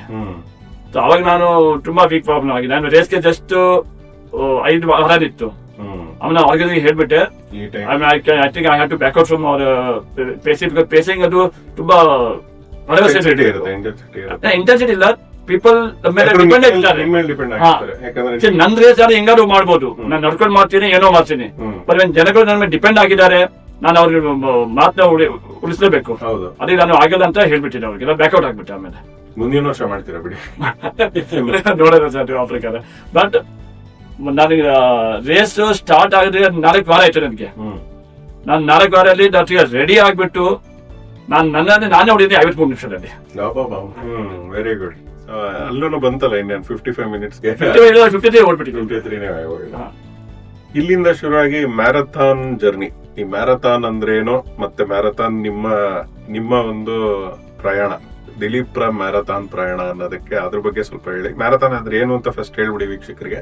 ಸರ್, ಮ್ಯಾರಥಾನ್ ಅಂದ್ರೆ ತುಂಬಾ ಜನಗಳು ಹೇಳ್ತಾರೆ 3 ಕಿಲೋಮೀಟರ್ ಮ್ಯಾರಥಾನ್ ನೋಡಿದ್ದೀನಿ, 5 ಕಿಲೋಮೀಟರ್ ಮ್ಯಾರಥಾನ್ ನೋಡಿ, 10 ಕಿಲೋಮೀಟರ್ ನೋಡಿದ್ದೀನಿ ಅಂದ್ರೆ. ಬಟ್ ನಿಜವಾದ ಮಾತಂದ್ರೆ ಮ್ಯಾರಥಾನ್ ಯಾವ್ದಕ್ಕೆ ಹೇಳ್ಬೋದು ಅಂದ್ರೆ 42.200 ಮೀಟರ್ ಯಾವ ಇವೆಂಟ್ ನೀವು ಭಾಗವಹಿಸ್ತೀರಾ ಅದೇ ನೀವು ಮ್ಯಾರಥಾನ್ ಅಂತ ಹೇಳ್ಬೇಕು. ಸೊ ನಾನು ಮ್ಯಾರಥಾನ್ ಪಾರ್ಟಿಸಿಪೇಟ್ ಮಾಡಿದೀನಿ ಅಂದ್ರೆ ನೀವು ಆ ರೇಸ್ ಅಲ್ಲಿ ನೀವು 42.200 ಮೀಟರ್ ನೀವು ಓಡಿದೀರಾ ಅಂತ, ಅದನ್ನೇ ಹೇಳೋದು ಮ್ಯಾರಥಾನ್. ಓಕೆ, ದಿಲೀಪ್ ರನ್ನಿಂಗ್ ಜರ್ನಿನಲ್ಲಿ ಮ್ಯಾರಥಾನ್ ಯಾವಾಗ ಬಂತು, ಹೇಗ್ ಶುರು ಆಯ್ತು? ನೋಡಿ, ಇದು ಇತ್ತು 2017 ಇಸ್ವಿನಲ್ಲಿ. 2017 ನಾನು ನೋಡಿ ನಾನು ಈವೆಂಟ್ ಪಾರ್ಟಿ 2015 ಸ್ಟಾರ್ಟ್ ಮಾಡಿದ್ದೆ. 15 ದಿನ, 1 ವರ್ಷ, 16 ತನಕ ನಾನು ಬರೀ 10 ಕಿಲೋಮೀಟರ್ ಮಾಡಿ ಭಾಗವಹಿಸ್ತಾ ಇದ್ದೆ ನಾನು. ಸೊ 2016 ನಮ್ಮ ಇದು ಈವೆಂಟ್ ಮಾಡಿದ್ದೆ ಅಲ್ವಾ ನಾನು, ಬೆಂಗಳೂರು ಟೆನ್ಗೆ ಚಾಲೆಂಜ್ NB ಸ್ಪೋರ್ಟ್ಸ್ ಅವ್ರದ್ದೇ ಈವೆಂಟ್ ಇತ್ತು, Bengaluru marathon, Shriram properties Bengaluru marathon October ಅಲ್ಲಿ ಆಗ್ತದೆ. ಶ್ರೀರಾಮ್ ಪ್ರಾಪರ್ಟೀಸ್ ಇದು ತುಂಬಾ ಹೆಸರಾಂತ ಇದು, ಅವಾಗ ಮ್ಯಾರಥಾನ್ ಮಾಡ್ತಾ ಇದ್ದೀವಿ. ಆ ಈವೆಂಟ್ ಬಂದಿದ್ಮೇಲೆ ಅದು ನಾನು ನೋಡಿದೆ, ಇದರಲ್ಲಿ 22 ಕಿಲೋಮೀಟರ್ ಇದೆ, 40 ಕಿಲೋಮೀಟರ್ ಇದೆ ಅಂತ. ನಾನು ಹೇಳ್ದೆ, ನಾನು ಇವಾಗ ನನ್ನ ಮನ್ಸು ಮಾಡಿದೆ, ನಾನು 21 ಕಿಲೋಮೀಟರ್ ಯಾಕೆ ಟ್ರೈ ಮಾಡಬಾರ್ದು ಅಂತ, ಹಾಫ್ ಮ್ಯಾರಥಾನ್. ಸೊ 2016 ನಾನು 2016 ನಾನು ಶ್ರೀರಾಮ್ ಪ್ರಾಪರ್ಟಿ ಬೆಂಗಳೂರು ಮ್ಯಾರಥಾನ್ ಅಲ್ಲಿ ನನ್ನ ಮೊದಲನೇ ಹಾಫ್ ಮ್ಯಾರಥಾನ್ ನಾನು ಮಾಡಿದ್ದೆ. ಅದ್ ಮಾಡಿದ್ಮೇಲೆ ನನಗೆ ತುಂಬಾ ಖುಷಿ ಆಯ್ತು. 2 ಅವರ್ 6 ನಿಮಿಷದಲ್ಲಿ ಫಿನಿಶ್ ಮಾಡಿದ್ದೆ ನಾನು. ಸೆಟ್ ಟೈಮ್ ಇರುತ್ತೆ, ಬಟ್ ನೀವು ಅದು ಸೆಟ್ ಆರ್ಗನೈಸರ್ ಕೊಡ್ತಾರೆ, 3 ಅವರ್ ಟೈಮ್ ಕೊಡ್ತಾರೆ, ಕಟ್ ಆಫ್ ಟೈಮ್ ಕೊಡ್ತಾರೆ. ಬಟ್ ನಾವು ಎಷ್ಟು ಬೇಗ ಮಾಡ್ತೀವಿ ನಮ್ಮ ಮೇಲೆ ಡಿಪೆಂಡ್. ಯಾಕೆ ನಾವು ಈವೆಂಟ್ ಅಲ್ಲಿ ಹೋಗ್ತಾ ಇದೀವಿ ಅಂದ್ರೆ ನಾವು ರೇಸ್ ಮಾಡೇ ಮಾಡ್ತೀವಿ. Usually normal 3 hours range is normal for one marathon. ಹಂಗೇನಿಲ್ಲ, ನಾರ್ಮಲ್ ಏನಿಲ್ಲ ಸರ್ ಲೈಫ್ ಅಲ್ಲಿ. ಅಲ್ಲ ಇವರು ಆರ್ಗನೈಸರ್ ಗೊತ್ತಾಯ್ತು 3 ಅವರ್ ಒಳಗಡೆ ಮಾಡಿ ಮಾಡೋದು, ನಾವು ಸಪೋರ್ಟ್ ಮಾಡ್ತೀವಿ. ಯಾಕೆ ನೋಡಿ, ಇವಾಗ ನಾವು ಆರಾಮಾಗಿ ನಡ್ಕೊಂಡು ಹೋದ್ರೆ ರೋಡ್ ಈವೆಂಟ್ ಮಾಡುವಾಗ ಅದು ಬೆಂಗಳೂರು ಮ್ಯಾರಥಾನ್ ಹಾರ್ಟ್ ಆಫ್ ಸಿಟಿಯಲ್ಲಿ ಆಗುತ್ತೆ, ಕಂಠೀರವನಲ್ಲಿ. MG ರೋಡ್, ಕಬ್ಬನ್ ರೋಡ್, ನಮ್ಮ ಇದು ವಿಧಾನಸೌಧ ರೋಡ್ ಎಲ್ಲ ಬ್ಲಾಕ್ ಇರುತ್ತೆ. ಟ್ರಾಫಿಕ್ ಎಲ್ಲ ಸ್ಟಾಪ್ ಮಾಡ್ಬಿಟ್ಟು traffic complete 100% block sir. Usually Sundays ಮಾಡ್ತಾರೆ ಅನ್ಸುತ್ತೆ. ಈ ತರ ಈವೆಂಟ್ ಎಲ್ಲ ಸಂಡೇಸ್ ಆಗುದು, ಭಾನುವಾರ. ಸೊ ಅದಕ್ಕೆ ಜನಗಳಿಗೆ ಹೇಳ್ತಾರೆ ಅವರು, ನೀವು 3 ಅವರ್ ಒಳಗಡೆ ಮಾಡಿಸ್ಬೇಕು ಅಂತ. ಇಲ್ಲಾಂದ್ರೆ ನೀವು ಆಮೇಲೆ ಟ್ರಾಫಿಕ್ ಓಪನ್ ಮಾಡಿದ್ಮೇಲೆ ಆಮೇಲೆ ನೀವು ಕಂಪ್ಲೇಂಟ್ ಮಾಡಬಾರ್ದು, ಕಳ್ದೋಗ್ಬಿಡ್ತೀರಾ. ನೋಡಿ ಟ್ರಾಫಿಕ್ ಬರುವಾಗ ಗಾಡಿಗಳಿಗೆ ಏನು ಪ್ರಾಬ್ಲಮ್ ಆಗ್ಬಿಟ್ರೆ ಅವ್ರಿಗೆ ಇವರಿಗೆ ಅಂತ ನೋಡಿ, ಅವರು ಆರ್ಗನೈಸರ್ ನಮ್ಮ ರನ್ನ ಬಗ್ಗೆ ತಿಳುವಳಿಕೆ ಮಾಡ್ಲೇಬೇಕು ಅವರು. ಸೊ ಶ್ರೀರಾಮ್ ಪ್ರಾಪರ್ಟೀಸ್ ಅವಾಗ ಶ್ರೀರಾಮ್ ಪ್ರಾಪರ್ಟಿ ಅವರು ಟೈಟಲ್ ಸ್ಪಾನ್ಸರ್ ಇದ್ರು, but event was by NB sports. So ಅದು ನಾನು ಫಸ್ಟ್ ಹಾಫ್ ಮ್ಯಾರಥಾನ್ ಇತ್ತು. ಆಮೇಲೆ ಹಂಗೆ ನಾವು 2016 ಅಕ್ಟೋಬರ್ ಮಾಡಿದ್ಮೇಲೆ ಡಿಸೆಂಬರ್ ಇನ್ನೊಂದು ಹಾಫ್ ಮ್ಯಾರಥಾನ್ ಬೇರೆ event by life is calling ಅವ್ರು ಮಾಡಿದೆ. ಆಮೇಲೆ ನಾನು ಹಂಗೆ ಮಾತ್ರ 3-4 ಹಾಫ್ ಮ್ಯಾರಥಾನ್ ಮಾಡಿಬಿಟ್ಟಿದ್ದೆ. ಜೂನ್ 2017 ತನಕ, 17 ಜೂನ್ ವರೆಗೂ ನಾನು 4-5 ಹಾಫ್ ಮ್ಯಾರಥಾನ್ ಮಾಡಿದ್ದೆ. ಆಮೇಲೆ ನಾನು ತಿರ್ಗಾ ಒಂದು ಫೇಸ್ಬುಕ್ ಅಲ್ಲಿ ಆಡ್ ನೋಡಿದ್ದೆ, ಫುಲ್ ಮ್ಯಾರಥಾನ್ ಚೆನ್ನೈನಲ್ಲಿ ಆಗ್ತಿದೆ ಅಂತ. ನನಗೆ ಅವಾಗ ನಾನು ಯಾರು ಕೋಚ್ ಮೇಲೆ ಅದೇ ಟ್ರೈನಿಂಗ್ ಮಾಡ್ತಾ ಇರ್ಲಿಲ್ಲ ನಾನು. ಅಂದ್ರೆ ಯಾರ ಒಂದು ಉಪದೇಶ ಆಗ್ಲಿ ಅಥವಾ ಮಾರ್ಗದರ್ಶನ ಯಾವಾಗ ಯಾರು ಇರ್ಲಿಲ್ಲ, ಎಲ್ಲ ಸೆಲ್ಫ್ ಮೋಟಿವೇಟ್ ಮಾಡಿ ಓಕೆ ಸ್ವಲ್ಪ ಅವಾಗ ರನ್ನಿಂಗ್ ಅಲ್ಲಿ ಸ್ವಲ್ಪ ಮಾಡಿದ್ಮೇಲೆ ಸ್ವಲ್ಪ ಫ್ರೆಂಡ್ಸ್ ಅವ್ರು ಸಿಕ್ಕಿದ್ರು, ಫ್ರೆಂಡ್ಶಿಪ್ ಆಯ್ತು, ಸಪೋರ್ಟ್ ಮಾಡ್ತಾರೆ. ನಾವು ಆಗ ಸೋಷಿಯಲ್ ಮೀಡಿಯಾನು ಇಷ್ಟೊಂದು ಸ್ಟ್ರಾಂಗ್ ಆಗಿ ಇದ್ರ ಬಗ್ಗೆ ಎಲ್ಲ ಹಾಕೋದು ಅಥವಾ ಇದೆಲ್ಲ ಏನ್ ಇರ್ಲಿಲ್ಲ ಅನ್ಸುತ್ತಲ್ವ ದಿಲೀಪ್? ಯೂಟ್ಯೂಬ್ ಅಲ್ಲಿ ವಿಡಿಯೋಗಳು ಈಗ ಅವಾಗ ಅಷ್ಟೇ ಇರ್ಲಿಲ್ಲ, ಅವಾಗ ಜಾಸ್ತಿ ಫೇಸ್ಬುಕ್ ಇತ್ತು, ಓಕೆ ಅಷ್ಟೇ. ಬಟ್ ಈಗಂತೂ ಎಲ್ಲಾನು ಎಲ್ಲರಿಗೂ ಆಗ್ಬಿಟ್ಟಿದೆ, ಯೂಟ್ಯೂಬ್ ಇಲ್ಲಿ, ಫೇಸ್ಬುಕ್ ಇಲ್ಲಿ. ಚೆನ್ನೈ ಹೇಗೆ ಗೊತ್ತಾಯ್ತು? ಚೆನ್ನೈ ಅದೇ ನಾನು ಫೇಸ್ಬುಕ್ ಅಲ್ಲಿ ನೋಡಿದೆ, ನಾನು ಎರಡು ತಮಿಳ್ನಾಡು ಮ್ಯಾರಥಾನ್ ಅಂತ. ತಮಿಳ್ನಾಡು ಮ್ಯಾರಥಾನ್ ಅಂತ ನೋಡಿದೆ, ಓಕೆ ಪರವಾಗಿಲ್ಲಪ್ಪ, ರಿಜಿಸ್ಟ್ರೇಷನ್ ಫೀಸ್ ನೋಡಿದೆ, ಇಲ್ಲ ನೋಡಿದೆ, ಟೈಮಿಂಗ್ ನೋಡಿದೆ, ಜೂನ್ ಅಲ್ಲಿ ಇತ್ತು. ರಿಜಿಸ್ಟರ್ ಮಾಡ್ಬಿಟ್ಟೆ ಅದನ್ನ. ಅವಾಗ ಏನು ಟ್ರೈನಿಂಗ್ ನಾನು ಅಷ್ಟೊಂದು ಮಾಡಿರ್ಲಿಲ್ಲ, ಬಟ್ ನಾನೇಂದ್ರೆ ನಾನು ಈಗ ಹಾಫ್ ಮ್ಯಾರಥಾನ್ 1:50-1:57 ಬಂದಿದ್ದೀನಿ. ಸೊ ಫುಲ್ ಮ್ಯಾರಥಾನ್ ನಾನು ಕನಿಷ್ಠ 4.5 ಅವರ್ ಹಬ್ಬ 5 ಅವರ್ ಮಾಡ್ಬಿಡ್ತೀನಿ ಅಂತ. ಸೊ ಅವಾಗ ನಾನು ಏನ್ ಮಾಡಿದೆ, ಅದು ಶುರುವಾಗಿ ಮಾಡುವಾಗ ನಾನು ಮೊದಲನೇ 2015-16 ತನಕ ನಾನು ಶೂನಲ್ಲಿ ಓಡ್ತಾ ಇದ್ದೆ. ಆಮೇಲೆ ನಾನು 2ನೇ ಹಾಫ್ ಮ್ಯಾರಥಾನ್ ಬಂತಾರೆ ಡಿಸೆಂಬರ್ ಅಲ್ಲಿ, ಅವನ್ನ ಬೇರ್ ಫುಟ್ ಆಗ್ಬಿಟ್ಟಿದೆ. ಬೇರ್ ಫುಟ್ ಅಲ್ಲಿ ಮ್ಯಾರಥಾನ್? ಬೇರ್ ಫುಟ್ ಅಲ್ಲ, ಬರೀ ಕಾಲ್, ಬೇರೆ ಏನಿಲ್ಲ, ಅದು ಸಪೋರ್ಟ್ ಏನಿಲ್ಲ. ಏನ್ ಕಾರಣ? ಅದನ್ನ ನೀವು ಸ್ವಲ್ಪ ನನಗೆ ಇಷ್ಟ ಆಗ್ತಾ ಇತ್ತು. ಬೇರೆ ನನಗೆ ಯಾರೋ ನಮ್ಗೆ ಹೇಳಿದ್ರು ಬೇರ್ ಫುಟ್ ರನ್ನಿಂಗ್ ಮಾಡಿ ಅಂತ. ಇರೋ ಆತರನೂ ಒಂದಷ್ಟು ಸಮೂಹ ಇದೆಯಾ ಜನಗಳು? ಬೇರ್ ಫುಟ್ ರನ್ನರ್ಸ್ ಸಮೂಹ ಇದೆ ಬೆಂಗಳೂರಲ್ಲಿ ಸರ್. ನೀವು ಹೇಳ್ತೀರಾ ಬಿಡ್ತೀರಾ, ಇವಾಗ ನಮ್ಮ ಕೊಡಗುನಲ್ಲಿ ಬೇರ್ ಫುಟ್ ಮ್ಯಾರಥಾನ್ ಅಂತ ಇವೆಂಟ್ ಆಗುತ್ತೆ ಇವಾಗ. ಅದನ್ನೇ ಸ್ಪೆಸಿಫಿಕ್ ಆಗಿ ಎಕ್ಸ್ಕ್ಲೂಸಿವ್ ಬರೀಗಾಲ್ ನೀವು ಬೇರ್ ಫುಟ್ ಓಡಿದ್ರೆ ಮಾತ್ರ ನೀವು ಬರ್ಬೇಕು. ನೀವು ಚಪ್ಪಲಿ ಆಗ್ಬಿಟ್ಟು ಇದು ವೈಬ್ರೆನ್ಸ್ ಆಗ್ಬಿಟ್ಟು ಹೋದ್ರೆ ಬೇಡ. ಏನ್ ಅದರಿಂದ ಆಗುವಂತ ಒಂದು ಬೆನಿಫಿಟ್ಸ್ ಆಗ್ಲಿ ಅದರಿಂದ? ನಾನು ಅವ್ರಿಗೆ ಹೇಳ್ಬೋದು, ನಾವು ಬೇರ್ ಫುಟ್ ಓಡುವಾಗ ನಾವೇನ್ ಮಾಡ್ತೀವಿ ಅಂದ್ರೆ ನಾವು ಕಾಲ್ ಕರೆಕ್ಟ್ ಆಗಿ ಇಕ್ತೀವಿ, ನಾವು ನಮ್ ಕರೆಕ್ಟ್ ಆಗಿ ಫಾರ್ಮ್ ಇರುತ್ತೆ. ಮತ್ತೆ ನಮಗೆ ಇದು ಏನೋ ಪ್ರಾಬ್ಲಮ್ ಇರುವಾಗ, ಲೈಕ್ ಈ ಲೆಗ್ ಪೇನ್ ಇರ್ಲಿ, ಆ ಪೇನ್ ಇರ್ಲಿ, ನಮ್ಮ ಇದು ಏನಂತೀವಿ ಲ್ಯಾಂಡಿಂಗ್ ಇರ್ಲಿ, ನಮಗೆ ಯಾವತ್ತೂ ಐತೆ ಪ್ರಾಬ್ಲಮ್ ಬರಲ್ಲ ನಮ್ಗೆ. ಅಲ್ಲ ಏನ್ ಈಗ ಶೂ ಹಾಕೊಂಡ್ರು ನಾವು ಹೀಗೆ ಕಾಲು, ನಾವು ಶೂ ಹಾಕಿದ್ಮೇಲೆ ಏನ್ ನೋಟ್ ಮಾಡ್ತೀವಿ, ನಾವು ಕಾಲ್ ಹೆಂಗ್ ಕೆಲವು ತಮ್ಗೆ ಚಾನ್ಸ್ಗಳು ನಾವು ಹೆಂಗೋ ಇಕ್ಬಿಡ್ತೀವಿ ನಾವು ಕಾಲ್ನ, ಶೂ ಮ್ಯಾನೇಜ್ ಮಾಡಿ. ಬಟ್ ನಾವು ಶೂ ಹಾಕಲ್ಲಲ್ವಾ, ಬೈ ಕಾಲ್ ಇರುವಾಗ ನಾವು ಕ್ಲೀನ್ ಆಗಿ ಇಕ್ತೀವಿ ಸ್ಟೆಪ್ಸ್. ನಾನು ಇವಾಗ್ಲೂ ಹೇಳ್ತೀನಿ, ನಂದು 10 ಕಿಲೋಮೀಟರ್ ನಂದು ಬೆಸ್ಟ್ ಟೈಮಿಂಗು 44 ನಿಮಿಷ 59 ಸೆಕೆಂಡ್ ಬರೀ ಕಾಲೇಜ್ ಮಾಡಿದ್ರು. ಅಂದ್ರೆ 10 ಕಿಲೋಮೀಟರ್ನ ಇಟ್ಕೊಳ್ಳಿ. 45 ನಿಮಿಷ ಒಂದ್ ಅಪ್ರಾಕ್ಸಿಮೇಟ್ ಅಲ್ಲಿ ತಗೊಂಡ್ರೆ ಅದನ್ನ ಬರೀ ಕಾಲಲ್ಲಿ ಮಾಡಿರೋದು ಅನ್ನೋದು. ಅದಾದ್ಮೇಲೆ ನಾನು ಶೂ ಹಾಕಿ 3-4 ಸಲ ಓಡ್ಬಿಟ್ಟಿದ್ದೀನಿ. ಆ ಟೈಮ್ ಬೀಟ್ ಮಾಡಕ್ ಆಗಿಲ್ಲ ನಾನು. ಅದೇ ಪರ್ಸನಲ್ ಬೆಸ್ಟ್. ಅದೇ ಪರ್ಸೆಂಟ್ ಇವತ್ತಿಗೆ 44 ನಿಮಿಷ 59 ಸೆಕೆಂಡ್ TCS ವರ್ಲ್ಡ್ 10K 2023 ಆಗಿರೋದು. 2023 TCS ವರ್ಲ್ಡ್ 10K. ಅದೇ ನನ್ನ ಪರ್ಸೆಂಟ್ ಬೆಸ್ಟ್ ಇವತ್ತು ತನಕ. ಸೊ ಬರೀ ಕಾಲಲ್ಲಿ ಓಡೋದು ಅನ್ನೋದು. ನಾನು 2016 10K ಇವೆಂಟ್ 2024 ತನಕ ಬರೀ 10K ರೇಸು ನಾನು ಬರೀ ಕಾಲು ಓಡಿದ್ದೀನಿ.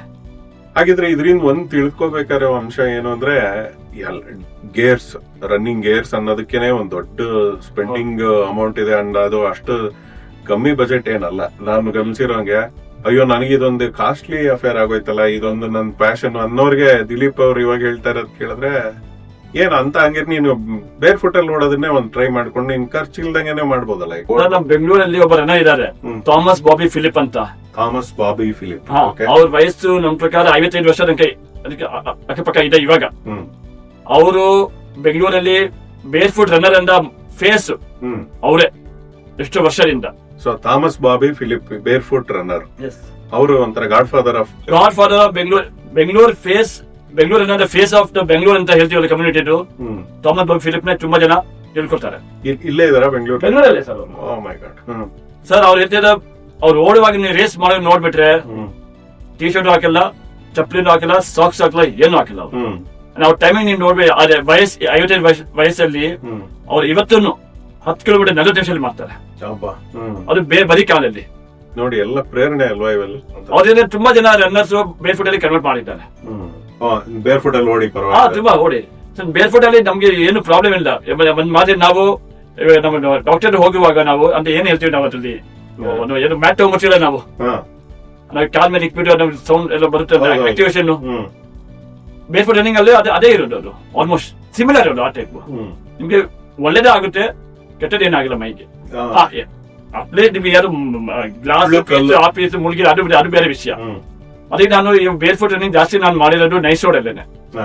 ನೈಸ್ ರೋಡ್ ಇವೆಂಟ್ ಅಲ್ಲಿ ಕ್ಲೀನ್ ಆಗಿರೋ ರೋಡ್, ಆರಾಮ ಹೋಗಿ ಆರಾಮ್ ಬರ್ಬೋದು. ನಾನು ಅಲ್ಲ ಬೆಂಗಳೂರು ನ್ಯಾಚುರಲ್ ನಾನು ಮಾಡಿದ್ದೀನಿ, ಬೇರೆ ಬೇರೆ ಜಾಗದಲ್ಲಿ ರಾಮನಗರ್ ನ್ಯಾಚುರಲ್ ನಾನು ಬೇರ್ ಫುಟ್ ಮಾಡಿದ್ದೀನಿ, ಬಟ್ ಕಂಫರ್ಟಬಲ್ ನೈಸ್ ರೋಡ್ ಅಲ್ಲಿ ಇರುತ್ತೆ. Very good. ಓಕೆ. ಸೊ ನಿಮ್ಮ ಮ್ಯಾರಥಾನ್ ಜರ್ನಿ ಬರೋಣ. ನೀವು ಆಗ್ಲೇ ಹೇಳ್ತಾ ಇದ್ದಾಗ ಚೆನ್ನೈಗೆ ರಿಜಿಸ್ಟರ್ ಮಾಡಿದ್ರಿ, ಅಲ್ಲಿ ಬೇರ್ ಫುಟ್ ಹಾಫ್ ಬೇರ್ ಫುಟ್ ಹೊಡೆದ್ರಿ? ಅಲ್ಲ, ನಾನು ಫಸ್ಟ್ ಡೆಬ್ಯೂ ಫುಲ್ ಮ್ಯಾಚ್ ಇತ್ತು. ಸೊ ನಾನು ಅಲ್ಲಿ ಹೋದೆ. ನಾನು ಫುಲ್ ಮ್ಯಾಚ್ ನಾನು ಮಾಡಿದ್ದಾರೆ, ಬೇರ್ ಫುಟ್ ಅಲ್ಲಿ ಮಾಡಿದ್ದೆ ನಾನು. ಸೊ ಅವಾಗ ನಾನು ಏನಾಯ್ತು ಅಂದ್ರೆ ಆ ಮ್ಯಾಚ್ ಬಗ್ಗೆ ಒಂದು ವಿಷಯ ಹೇಳ್ತೀನಿ ನಿಮ್ಗೆ. ಹೇಳಿ. ಏನಿದ್ರು ನನಗೆ ಅಷ್ಟೊಂದು ಆರ್ಗನೈಸ್ ಬಗ್ಗೆ ನನಗೇನು ಗೊತ್ತಿರ್ಲಿಲ್ಲ. ನಾನು ಯಾರು ಕೇಳೇ ಇಲ್ಲ, ನನಗೆ ಯಾರು ಹೇಳೇ ಇಲ್ಲ ಈ ಆರ್ಗನೈಸ್ ಚೆನ್ನಾಗಿದ್ದಾರ ಒಳ್ಳೇದವ್ರು ಹೆಂಗ್ ಗೊತ್ತಿದ್ದಿಲ್ಲ ಅಂತ. ಫೇಸ್ಬುಕ್ ಅಲ್ಲಿ ಬಂದಿತ್ತು, ರಿಜಿಸ್ಟರ್ ಮಾಡಿದ್ದು. ಆ ಫೇಸ್ ರಿಜಿಸ್ಟರ್ ಮಾಡಿದ್ದು ನಾನು. ನನ್ನ ಡೆಬ್ಯೂ ಮ್ಯಾರಥಾನ್ ಇತ್ತು, ನನಗೆ ತುಂಬಾ ಉತ್ಸಾಹ ಇತ್ತು ಮಾಡಕ್ಕೆ ಅದು ಫುಲ್ ಅಂತ. ನಾನು ಈವೆಂಟ್ ರೇಸ್ ಹೋದೆ, ಡಿಕ್ಲರೇಷನ್ ಮಾಡಿದೆ. ನೆಕ್ಸ್ಟ್ ಡೇ ರೇಸ್ ಅಲ್ಲಿ ನಾನು ಫ್ಲಾಗ್ ಆಫ್ ಟೈಮ್ ಮುಂಚೆ ಆರಾಮಾಗಿ ಹೋದೆ, ವಾರ್ಮ್ ಅಪ್ ಮಾಡಿದೆ. ರನ್ ಶುರು ಆಯ್ತು. ರನ್ ಶುರು ಆಗಿದ್ಮೇಲೆ ನಾನು ರನ್ ಎಲ್ಲ ಸ್ಟಾರ್ಟ್ ಮಾಡಿದ್ವಿ. ಸೊ ಮೊದಲನೇ ಅದು 21 ಕಿಲೋಮೀಟರ್ 2 ಲೂಪ್ ಇತ್ತು. 21.1 ಕಿಲೋಮೀಟರ್ 2 ಲೂಪ್ ಮಾಡಬೇಕಾಗಿತ್ತು. ಮೊದಲನೇ ಲೂಪ್ ಮಾಡಿದೆ. ಕನಿಷ್ಠ ನನ್ನ ಪ್ರಕಾರ 2 ಅವರ್ 23 ನಿಮಿಷ ಮಾಡಿದೆ ನಾನು. ಅಂದ್ರೆ ಅವ್ರು ಹಾಫ್ ಸೆಗ್ರಿಗೇಟ್ ಮಾಡಿದ್ದಾರೆ. ಇಲ್ಲ, ಹಾಫ್ ಇಲ್ಲ. 48 ಕಿಲೋಮೀಟರ್. ಕೆಲವರು ಏನಿರುತ್ತೆ ಸರ್, ನಮ್ಮ ಇಂಡಿಯಾದಲ್ಲಿ ಫುಲ್ ಮ್ಯಾರಥಾನ್ ಒಂದೇ ರೌಂಡ್ ನನ್ನ ಪ್ರಕಾರ ತಿಳುವಳಿ 2 ಇವೆಂಟ್ ಇರುತ್ತೆ. ಒಂದು ಟಾಟಾ ಮುಂಬೈ ಮ್ಯಾರಥಾನ್, ಒಂದು NMDC ಹೈದರಾಬಾದ್ ಮ್ಯಾರಥಾನ್. ಅವರು ಸಿಂಗಲ್ ಲೂಪ್, ಫುಲ್ ಸರ್ಕ್ಯೂಟ್, ಒಂದು ಸಿಂಗಲ್ ಲೂಪ್. ಮಿಕ್ಕಿದ ಎಲ್ಲ ಕಡೆ ಏನಿದೆ ಹೈದರಾಬಾದ್ ಬೇರೆ ಬೇರೆ ಇವೆಂಟ್ ಏನೋ ಇರಲಿ, ಅವರು 21 ಕಿಲೋಮೀಟರ್ 2 ರೌಂಡ್ ಮಾಡಬೇಕು. ರಿಪೀಟ್ ಆಗಲಿ. ಇವತ್ತೇ ಹಂಗೆ ಇರೋದು ನನ್ನ ತಿಳುವಳಿಕೆ ಪ್ರಕಾರ. ಸೊ ಚೆನ್ನೈನಲ್ಲಿ ಮಾಡುವಾಗ ನಾನು ಶುರು ಮಾಡಿದ್ರೆ ಮೊದಲನೇ ಲೂಪ್ 1 ರೌಂಡ್ ಕಂಪ್ಲೀಟ್ ಮಾಡಿದೆ. 2 ಅವರ್ 23 ನಿಮಿಷ ತನಕ ಆಟ ಇತ್ತು. ತಿರ್ಗಾ 2 ಲೂಪ್ ತಿರ್ಗಾ ನಾವು ಹೋಗಿದ್ವಿ, ರೋಡಲ್ಲಿ ಹೋಗಿದ್ವಿ. ನೀನ್ ನಂಬಿಕೆ ಬಿತ್ತಿರ ಒಂದು 4-5 ಕಿಲೋಮೀಟರ್ ಆದ್ಮೇಲೆ ಫುಲ್ ಟ್ರಾಫಿಕ್ ಓಪನ್ ಆಯ್ತು ಸರ್. ಅಂದ್ರೆ ಟೋಟಲ್ 25 ಕಿಲೋಮೀಟರ್ ನೋಡಿದಿರಿ? 25 23 ಇನ್ನೂ 4-5 ಅಂದ್ರೆ 27 26 27 ಓಡಿದೆ. ನೋಡಿದೆ ಬರೀ ಫುಲ್ ಟ್ರಾಫಿಕ್ ಓಪನ್ ಆಯ್ತು. ನಾನೇ ಇದೇನಪ್ಪ ಟ್ರಾಫಿಕ್, ಇದಾಗ ಮೋಸ್ಟ್ಲಿ ಮ್ಯಾರಥಾನ್ ಇವೆಂಟ್ ಇರಲಿ ಏನೋ ಇಲ್ಲಿ ಟ್ರಾಫಿಕ್ ಕ್ಲೋಸ್ ಇರುತ್ತೆ, 100% ಕ್ಲೋಸ್ ಇರುತ್ತೆ. ಟ್ರಾಫಿಕ್ ಓಪನ್ ಆಯ್ತು. ನನಗೆ ಆಶ್ಚರ್ಯ ಆಯ್ತು, ಯಾಕೆ ಟ್ರಾಫಿಕ್ ಓಪನ್ ಆಯ್ತು. ಆದ್ರೆ ನಾವು ಪರವಾಗಿಲ್ಲ, ರೋಡ್ ಓಡ್ತಾ ಇದ್ರಿ. ನಾನು ಇನ್ನೂ ಸ್ವಲ್ಪ ಹಿರಿಯವರು ಇದ್ರು ಜನರು, ತಮಿಳ್ನಾಡು ಬೇರೆ ಬೇರೆ ಊರಿನ ಬಂದಿದ್ರು ಅವರು. ಅದ್ರ ನಾವು ಓಡ್ತಾ ಇದ್ದೆ ಪರವಾಗಿಲ್ಲ. ಆಮೇಲೆ ಏನಾಯ್ತು, ಬೈಕರ್ಸ್ ಅಲ್ಲಿ ಒಬ್ರು ವಾಲಂಟಿಯರ್ಸ್ ಬಂದ್ರು. ಸರ್ ನಮ್ಮ ರೇಸ್ ಅಲ್ಲಿ ಸ್ವಲ್ಪ ಗಡ್ಬಡಿ ಆಗ್ಬಿಟ್ಟಿದೆ, ಪರ್ಮಿಷನ್ ಗೌರ್ಮೆಂಟ್ ಇದ್ದು ನಾವು ರೇಸ್ ಕ್ವಿಟ್ ಮಾಡ್ತಾ ಇದೀವಿ ಇವಾಗ, ನಿಮ್ಗೆ ಬೇಕಾದ್ರೆ ನಾನು ನಿಮ್ಗೆ ಸ್ಟಾರ್ಟ್ ಏನು ಡ್ರಾಪ್ ಮಾಡ್ತೀವಿ ಅಂತ. ಆರ್ಗನೈಸರ್ಸ್ ಆರ್ಗನೈಸರ್ ವಾಲಂಟಿಯರ್ಸ್ ಬಂದು ಹೇಳಿದ್ರು ಬಂದ್ರು ಅವರು. ಹಾ ನಾವು ಡ್ರಾಪ್ ಮಾಡ್ತೀವಿ ಅಂತ. ಡ್ರಾಪ್ ಅಂದ್ರೆ ಅಲ್ಲಿ ಸ್ಟಾರ್ಟಿಂಗ್ ಬಿಡ್ತೀವಿ ಅಂತ. ನಮ್ಗೆ ಮಿಸ್ಮ್ಯಾನೇಜ್ಮೆಂಟ್ ಆಗ್ಬಿಟ್ಟಿದೆ ಅಂತ. ಬೇಕೆ ನಾನು ಮತ್ತೆ ನಮ್ ಬೇರೆ ಹೇಳಿದ್ರೆ ಇಲ್ಲ ಸರ್ ನಾವು ರನ್ ಕಂಪ್ಲೀಟ್ ಮಾಡ್ತೀವಿ, ಪರವಾಗಿಲ್ಲ ನೀವು ನೀರು ವಾಲಂಟಿಯರ್ ಇಲ್ಲ ಪರವಾಗಿಲ್ಲ, ನಮ್ಮಲ್ಲೂ ಪುನಃ ಓಡಿದೀವಲ್ವಾ, ಇನ್ನು ನಮ್ಮ ಆ ರೂಟ್ ಪ್ರಕಾರ ನಾವು ಹೋಗ್ತೀವಿ. ಟೈಮಿಂಗ್ ಮ್ಯಾಟರ್ ಇದ್ದೇ ಇತ್ತು, ಸೈಡಲ್ಲಿ ಇರ್ತಾರೆ, ಫುಟ್ಪಾತ್ ಅಲ್ಲಿ ಆಗ್ತಾನೆ, ಆ ಕಡೆ ಹೋಗ್ತೀವಿ ನಾವು. ಬೇಕೆ ಓಕೆ ಅವ್ರಿಂದ ಓಕೆ ಅಂತ ಹೇಳಿದ್ರು. ಅಂದ್ರೆ ಇನ್ನೂ ಆಲ್ಮೋಸ್ಟ್ 12 ಕಿಲೋಮೀಟರ್ ಇದೆ. 12 ಕಿಲೋಮೀಟರ್ ಇನ್ನೂ 15 ಕಿಲೋಮೀಟರ್ 15 ಕಿಲೋಮೀಟರ್ ಇದೆ. ಅವಾಗ ನಾನು ಇನ್ನೂ ಬರೀ ಕೇಳಿತ್ತು. ಅದು ಜೂನ್ ಮಂತ್ ಅಲ್ಲಿ ಚೆನ್ನೈ, ತಿಳ್ಕೊಳ್ಳಿ ಎಷ್ಟು ಬಿತ್ತು ಇತ್ತು. ಅದೇ ಅವಾಗ ತಿಳ್ಕೊಳ್ಳಿ ಇರ್ಲಿಲ್ಲ, ತಿಳುವಳಿಕೆ ಇರ್ಲಿಲ್ಲ. ನಾ ಹೋದೆ ಮಾತಾ ಆಮೇಲೆ ಅವ್ರ ಜೊತೆಗೆ ಸ್ವಲ್ಪ ಹಿರಿಯರು ಇದ್ರು, ರನ್ನರ್ಸ್ ಕೊಯಂಬತ್ತೂರಿಂದ ಇವರೆಲ್ಲ ಇದ್ರು. ನಂಗೆ ಆಸೆ ಆಯ್ತು ಅವ್ರ ಜೊತೆಗೆ ಇರೋಣ ಅಂತ. ನಾವು ಹೋಗ್ತಾ ನೋಡಿದ್ರೆ ನೆಕ್ಸ್ಟ್ 15 ಕಿಲೋಮೀಟರ್ ಒಂದು ನೀರಿಲ್ಲ, ಒಂದು ವಾಟರ್ ಸ್ಟೇಷನ್, ಏರ್ ಸ್ಟೇಷನ್ ಏನೂ ಇಲ್ಲ. ಆಮೇಲೆ ನಮ್ಮ ಜೋಬ ಸ್ವಲ್ಪ ದುಡ್ಡಿತ್ತು, ಅದೇ ನಾವು ಹೋಗ್ತೇವೆ ಅಂಗಡಿ ನೀರು ತಗೊಂಡು ಕುಡ್ಬಿಟ್ಟು ಆಮೇಲೆ ಆರಾಮಾಗಿ ನಾವು ಫಿನಿಶ್ ಲೈನ್ ಬಂದ್ವಿ ನಾವು ಎಲ್ರು. ಫಿನಿಶ್ ಲೈನ್ ಅಲ್ಲಿ ಒಂದು ಆಶ್ಚರ್ಯ ಇತ್ತು. ಫಿನಿಶ್ ಲೈನ್ ಬಂದಿದ್ಮೇಲೆ ಅಲ್ಲಿ ಸ್ಟೇಜ್ ಅಲ್ಲಿ ಇಲ್ಲಿ ಆರ್ಗನೈಸರ್ ಒಬ್ರು ಇಲ್ಲ, ಎಲ್ಲ ಹೋಗ್ಬಿಟ್ರು. ನನ್ ಮೋಟಿವೇಶನ್ ಏನಪ್ಪ, 2-3 ಜನ ಇದ್ರು. ಒಂದ್ ಟೈಮಿಂಗ್ ಮೈಟ್ ಮಾಡೋನಿದ್ದ, ಒಂದು ಮೆಡಲ್ ಕೊಡೋನು ಬಿದ್ದ, ಒಂದು ಬ್ರೇಕ್ ಕೊಡೋನಿದ್ದ. ನಾನ್ ಟೈಮಿಂಗ್ ಮಾಡಿ ಕ್ರಾಸ್ ಮಾಡಿದೆ, ಅವ್ನ್ ಮೆಡಲ್ ಕೊಟ್ಟು ಸಾರಿ ಹೇಳ್ಬಿಟ್ಟು ಮೆಡಲ್ ಕೊಟ್ಟ. ಸರ್ ನಮ್ ಕಡೆಯಿಂದ ಮಿಸ್ಟೇಕ್ ಆಗಿದೆ, ನೀವು ತುಂಬಾ ಸಾರಿ ಹೇಳ್ತಾ ಇದೀವಿ, ನನಗೆ ಬ್ರೇಕ್ಫಾಸ್ಟ್ ತಗೊಳ್ಳಿ ಅಂತ. ನನ್ಗೆ ಏನು ಖುಷಿ ಆಯ್ತು ಅಂದ್ರೆ ಮುಗಿಸಿದೀನಿ ಅಲ್ವಾ, ನಾನು ಮೊದಲನೇ ಫುಲ್ ಮ್ಯಾರಥಾನ್ ಮಾಡಬಾರ್ದು ಅಂತ ನಾನು ಫಿನಿಶ್ ಮಾಡಿದೆ. 5 ಅವರ್ 44 ನಿಮಿಷ ಆಯ್ತು ಮೊದಲನೇ ಫುಲ್ ಮ್ಯಾರಥಾನ್.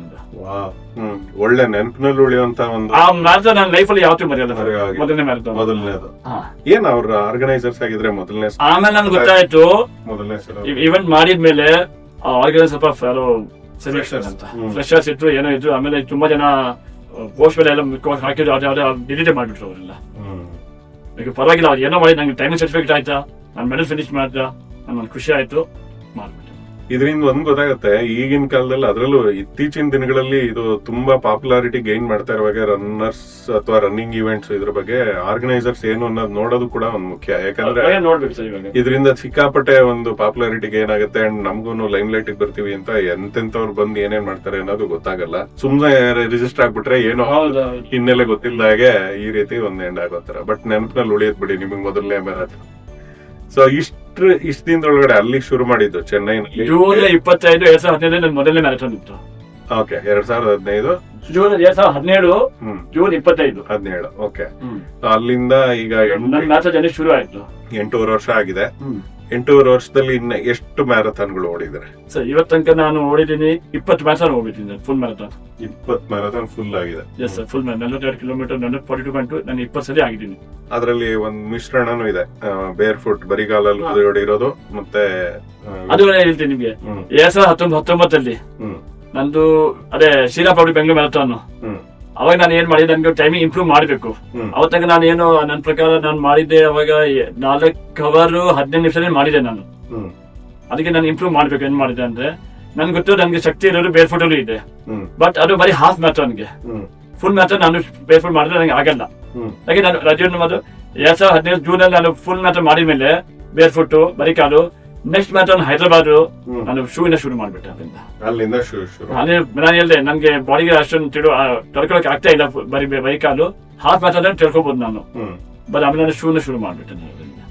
ಇಯರ್ಲಿ ರಿಪೀಟ್ ಆಗುವಂತ ಮ್ಯಾರಥಾನ್ಗಳು ವರ್ಷ ನಡೆಯೋದು ಇದ್ದೇ ಇದಾವಲ್ಲ? ಅದೇ ಇದೆ. ಕೆಲವು like standard event like Wipro Bengaluru marathon, ಮೊದಲು ಶ್ರೀರಾಮ್ ಇತ್ತು, ಇವಾಗ ಚೇಂಜ್ ಆಗಿದೆ, ವಿಪ್ರೋ ಅಂತ ಆಗಿದೆ. ಆರ್ಗನೈಸ್ ಒಂದೇ ಬಟ್ ಅವರು ಸ್ಪಾನ್ಸರ್ ಚೇಂಜ್ ಆಗಿದೆ. ಅದು ನನ್ನ ಪ್ರಕಾರ 2014-13 ಸ್ಟಾರ್ಟ್ ಆಗಿರೋದು. ಅದು ಆದ್ರೆ 14 ಸ್ಟಾರ್ಟ್ ಆಗಿರೋದು, ಅದು 25 ನಡೀತಾ ಇದೆ. ಟಾಟಾ ಮುಂಬೈ ಮಾತ್ರ ಅದು ತುಂಬಾ 20 ವರ್ಷ ಮೇಲೆ ಆಯ್ತು. ಅದು ರೆಗ್ಯುಲರ್ ಆಗ್ತಾ ಇತ್ತು. ಅಲ್ಲೂ ಓಡಿದಿರಲ್ಲ? ಅಲ್ಲೂ ಅದು 3 ಸಲ ಹೋಗಿದ್ದೀನಿ, ಈ ವರ್ಷ ತಿರುಗಿ ಹೋಗ್ತಾ ಇದ್ದೀನಿ ನಾನು. ನಿಮ್ಗೆ ಈ ಅಷ್ಟು ಓಡಿರೋದ್ರಲ್ಲಾಗ್ಲಿ ಅಥವಾ ವರ್ಷ ವಾರ್ಷಿಕವಾಗಿ ಆನ್ಯುವಲ್ ಮ್ಯಾರಥಾನ್ಗಳು ನಡೆಯೋದ್ರಲ್ಲಿ ಯಾವ ಮ್ಯಾರಥಾನ್ ತುಂಬಾ ಇಷ್ಟವಾಗಿರೋದು, ಅಥವಾ ತುಂಬಾ ನಿಮ್ಗೆ ಎಕ್ಸೈಟ್ಮೆಂಟ್ ಜಾಸ್ತಿ ಕೊಡೋದು ಯಾವ್ದು ಓಡೋದಕ್ಕೆ ಅಂತ ಖುಷಿ? ನಾನು ಇವಾಗ ಹೇಳ್ಬಹುದು ನಿಮ್ಗೆ ಅಂದ್ರೆ ನಮ್ಮ ಬೆಂಗಳೂರು ಸಿಟಿ ಇದು ವಿಪ್ರೋ ಬೆಂಗಳೂರು ಮ್ಯಾರಥಾನ್, ಮೊದಲು ಶ್ರೀರಾಮ್ ಪ್ರಾಪರ್ಟೀಸ್ ಇತ್ತು. ಇದು ನಾನು 2016 ಒಂದು ಎಡಿಷನ್ ಆಗ್ಬಿಟ್ಟಿಲ್ಲ ಸರ್. ನನಗೆ ತುಂಬಾ ಹೆಮ್ಮೆ, ನಾನು ತುಂಬಾ ಪ್ರೌಡ್ ಫೀಲ್ ಮಾಡ್ತೀನಿ. ನಮ್ ಬೆಂಗಳೂರು ಮ್ಯಾರಥಾನ್ ಆಫೀಸಿಯಲ್ ಮ್ಯಾರಥಾನ್ ನಾನು ಮಾಡೇ ಮಾಡ್ತೀನಿ ಅಂತ. ಅದ್ರಲ್ಲೂ ಇವಾಗ ಏನಾಗಿದೆ ಅಂದ್ರೆ ನಾನು ಯಾವಾಗ ನಾನು ಫುಲ್ ಮ್ಯಾರಥಾನ್ ಆಗ್ಬಿಟ್ಟಿನಿ ಅಲ್ವಾ. ನಾನು 2016 ನಂದು ಹಾಫ್ ಮ್ಯಾರಥಾನ್ ಇತ್ತು ಡೆಬ್ಯೂ. ಆಮೇಲೆ 18 ಹಾಫ್ ಮಾಡಿದ್ದೆ, ಯಾಕೆ ನಾನು 1 ವೀಕ್ ಮುಂಚೆ ನಾನು ಮಣ್ಣ ಅಲ್ಟ್ರಾ ಮಾಡಿದ್ದೆ ಅಂತ. ಆಮೇಲೆ ಅದ್ರ ಈ 2 ಬಿಟ್ಟು ಮತ್ತೆ 2022 ಒಂದು ಅದು 3 ಸಲ ಹಾಫ್ ಮಾಡಿದ್ದೀನಿ. ಮಿಕ್ಕಿದೆಲ್ಲ ಫುಲ್ ಮ್ಯಾರಥಾನ್ ಮಾಡಿದ್ದೀನಿ ಸರ್. ಅಲ್ಟ್ರಾ ಯಾವಾಗ ಹೇಳಿದ್ದೀನಿ ನೀವು? ಅಲ್ಟ್ರಾ ನಾನು ಹೇಳ್ತೀನಿ, ನಾನು 2017 ಜೂನ್ ಅಲ್ಲಿ ನಾನು ಫುಲ್ ಮ್ಯಾರಥಾನ್ ಮಾಡಿದ್ದಲ್ಲ, ಅವಾಗ ನಾನು ತಿರ್ಗಿ ಆಡ್ ನೋಡಿದೆ ಫೇಸ್ಬುಕ್ ಅಲ್ಲಿ. ಕೂರ್ಗಲ್ಲಿ ಕೊಡಗಲ್ಲಿ ನಮಗೆ 70 ಕಿಲೋಮೀಟರ್ ಕೂರ್ಗ್ ಅಲ್ಟ್ರಾ ಅಂತ ಇತ್ತು, ಬಟ್ ಟಫ್ ಮ್ಯಾನ್ ಅಂತ. ನಾನು ಹೇಳಿದೆ ಅವಾಗ ನಮಗೆ ಫುಲ್ ಮ್ಯಾರಥಾನ್ ಮಾಡಿ ಇನ್ನೂ ನನಗೆ ಉತ್ಸಾಹ ಆಯ್ತು. ಅದು ಮಾಡ್ಬಿಟ್ಟೆ ನಾನು ರಿಜಿಸ್ಟರ್ ಮಾಡಿದ್ಮೇಲೆ ಅದು ಹೋದೆ. ಅದು 70 ಕಿಲೋಮೀಟರ್ ಅದು ನಾನು ಪೂರ್ತಿ ಮಾಡಿದ್ದೀನಿ. ಪೂರ್ತಿ 70 ಕಿಲೋಮೀಟರ್ 10 ಅವರ್ 40 ನಿಮಿಷ ಇನ್ನೊಂದು ಪ್ರಕಾರ ಮಾಡಿದ್ದೀನಿ ನಾನು. ಏನ್ ಒಂದೇ ಹೀಗೆ ಬ್ಯಾಕ್ ಟು ಬ್ಯಾಕ್ ಮಾಡ್ಬೇಕಾದ್ರೆ ನಿಮ್ಗೆ ಸರ್ ಇವಾಗ ಏನಕ್ಕೆ ಕೋಚ್ ಏನಂತಾರೆ, ವರ್ಷದಲ್ಲಿ ಒಂದೇ ಮ್ಯಾರಥಾನ್ ಹೇಳ್ತಾರೆ ಎಲ್ಲರೂ, ಬಟ್ 2 ಮಾಡ್ಬೋದು. ನೀವು ನಂಬ್ತೀರ ಬಿಡ್ತೀರಾ, 2017 ಜೂನ್ ಮೊದಲನೇ ಮ್ಯಾರಥಾನ್, ಆಗಸ್ಟ್ 5ಗೆ ಮೊದಲನೇ ಅಲ್ಟ್ರಾ, ಅದು 70 ಕಿಲೋಮೀಟರ್. ಜನಗಳು 5 ಕಿಲೋಮೀಟರ್ ಶುರು ಮಾಡ್ತಾರೆ, ನಾವು 70 ಕಿಲೋಮೀಟರ್ ಮಾಡ್ಬಿಟ್ಟೆ ಸಕ್ಸಸ್ಫುಲ್ ಆಗಿ. ಆಮೇಲೆ 20 ದಿವಸ ಆದ್ಮೇಲೆ ಆಗಸ್ಟ್ 25 ನಾನು ಮಾಡ್ಬಿಟ್ಟೆ ಹೈದರಾಬಾದ್ ಮ್ಯಾರಥಾನ್ ಫುಲ್. ಮೊದಲನೇ ಮ್ಯಾರಥಾನ್ಗೆ ಈ ಮ್ಯಾರಥಾನ್ ನನಗೆ ಕನಿಷ್ಠ 50 ನಿಮಿಷ ನನಗೆ ಇಂಪ್ರೂವ್ಮೆಂಟ್ ಆಯ್ತು. ಅದಾದ್ಮೇಲೆ ಶ್ರೀರಾಮ್ ಪ್ರೌಢಿ ಬೆಂಗಳೂರು ಮ್ಯಾರಥಾನ್ 2016 ಹಾಫ್ ಮಾಡಿದ್ದೆ, 18 ಫುಲ್ ಮಾಡ್ಬಿಟ್ಟೆ. ದೇಹ ಅದೆಲ್ಲ ತಡ್ಕೊಂಡಿತ್ತಲ್ಲ ಆ ಟೈಮಲ್ಲಿ, ನಿಜವಾಗ್ಲೂ ಅಲ್ಲ ಅಂದ್ರೆ ಅಷ್ಟು ದೇಹ ದಂಡನೆ ಅಂತಾರಲ್ಲ, ಹಂಗೆ ಮಾಡ್ತೀರಾ? ಕೋಚ್ ಇರ್ಲಿಲ್ಲ, ಕೋಚ್ ಇರ್ಲಿಲ್ಲ ನಮ್ಗೆ. ಈಗ ಕೋಚ್ ಎಲ್ಲ ಬರಕ್ಕೆ ಶುರು ಆಗಿದ್ದು ಯಾವ ಹಂತದಲ್ಲಿ? ಸರ್ ಇವಾಗ ನಾನು 2018 ನಾನು ಟಾಟಾ ಮುಂಬೈ ಮ್ಯಾರಥಾನ್ ಮಾಡಿದ್ದೆ. ಅವಾಗ ನನಗೆ ಟೆಂಪರರಿ ನನಗೆ ಮುಂಬೈಯಿಂದ ಒಬ್ಬರು ಕೋಚ್ ನನಗೆ ಯಾರು ರೆಫರ್ ಮಾಡಿದ್ರು. ಅವ್ರ ಪ್ರಕಾರ ನಾನು ಅವ್ರ ಟ್ರೈನಿಂಗ್ ತಗೊಂಡು ನಾನು 2018 ಟಾಟಾ ಮುಂಬೈ ಮ್ಯಾರಥಾನ್ ಅವ್ರ ಅಂತ ನಾನು ಮಾಡಿದ್ದೆ.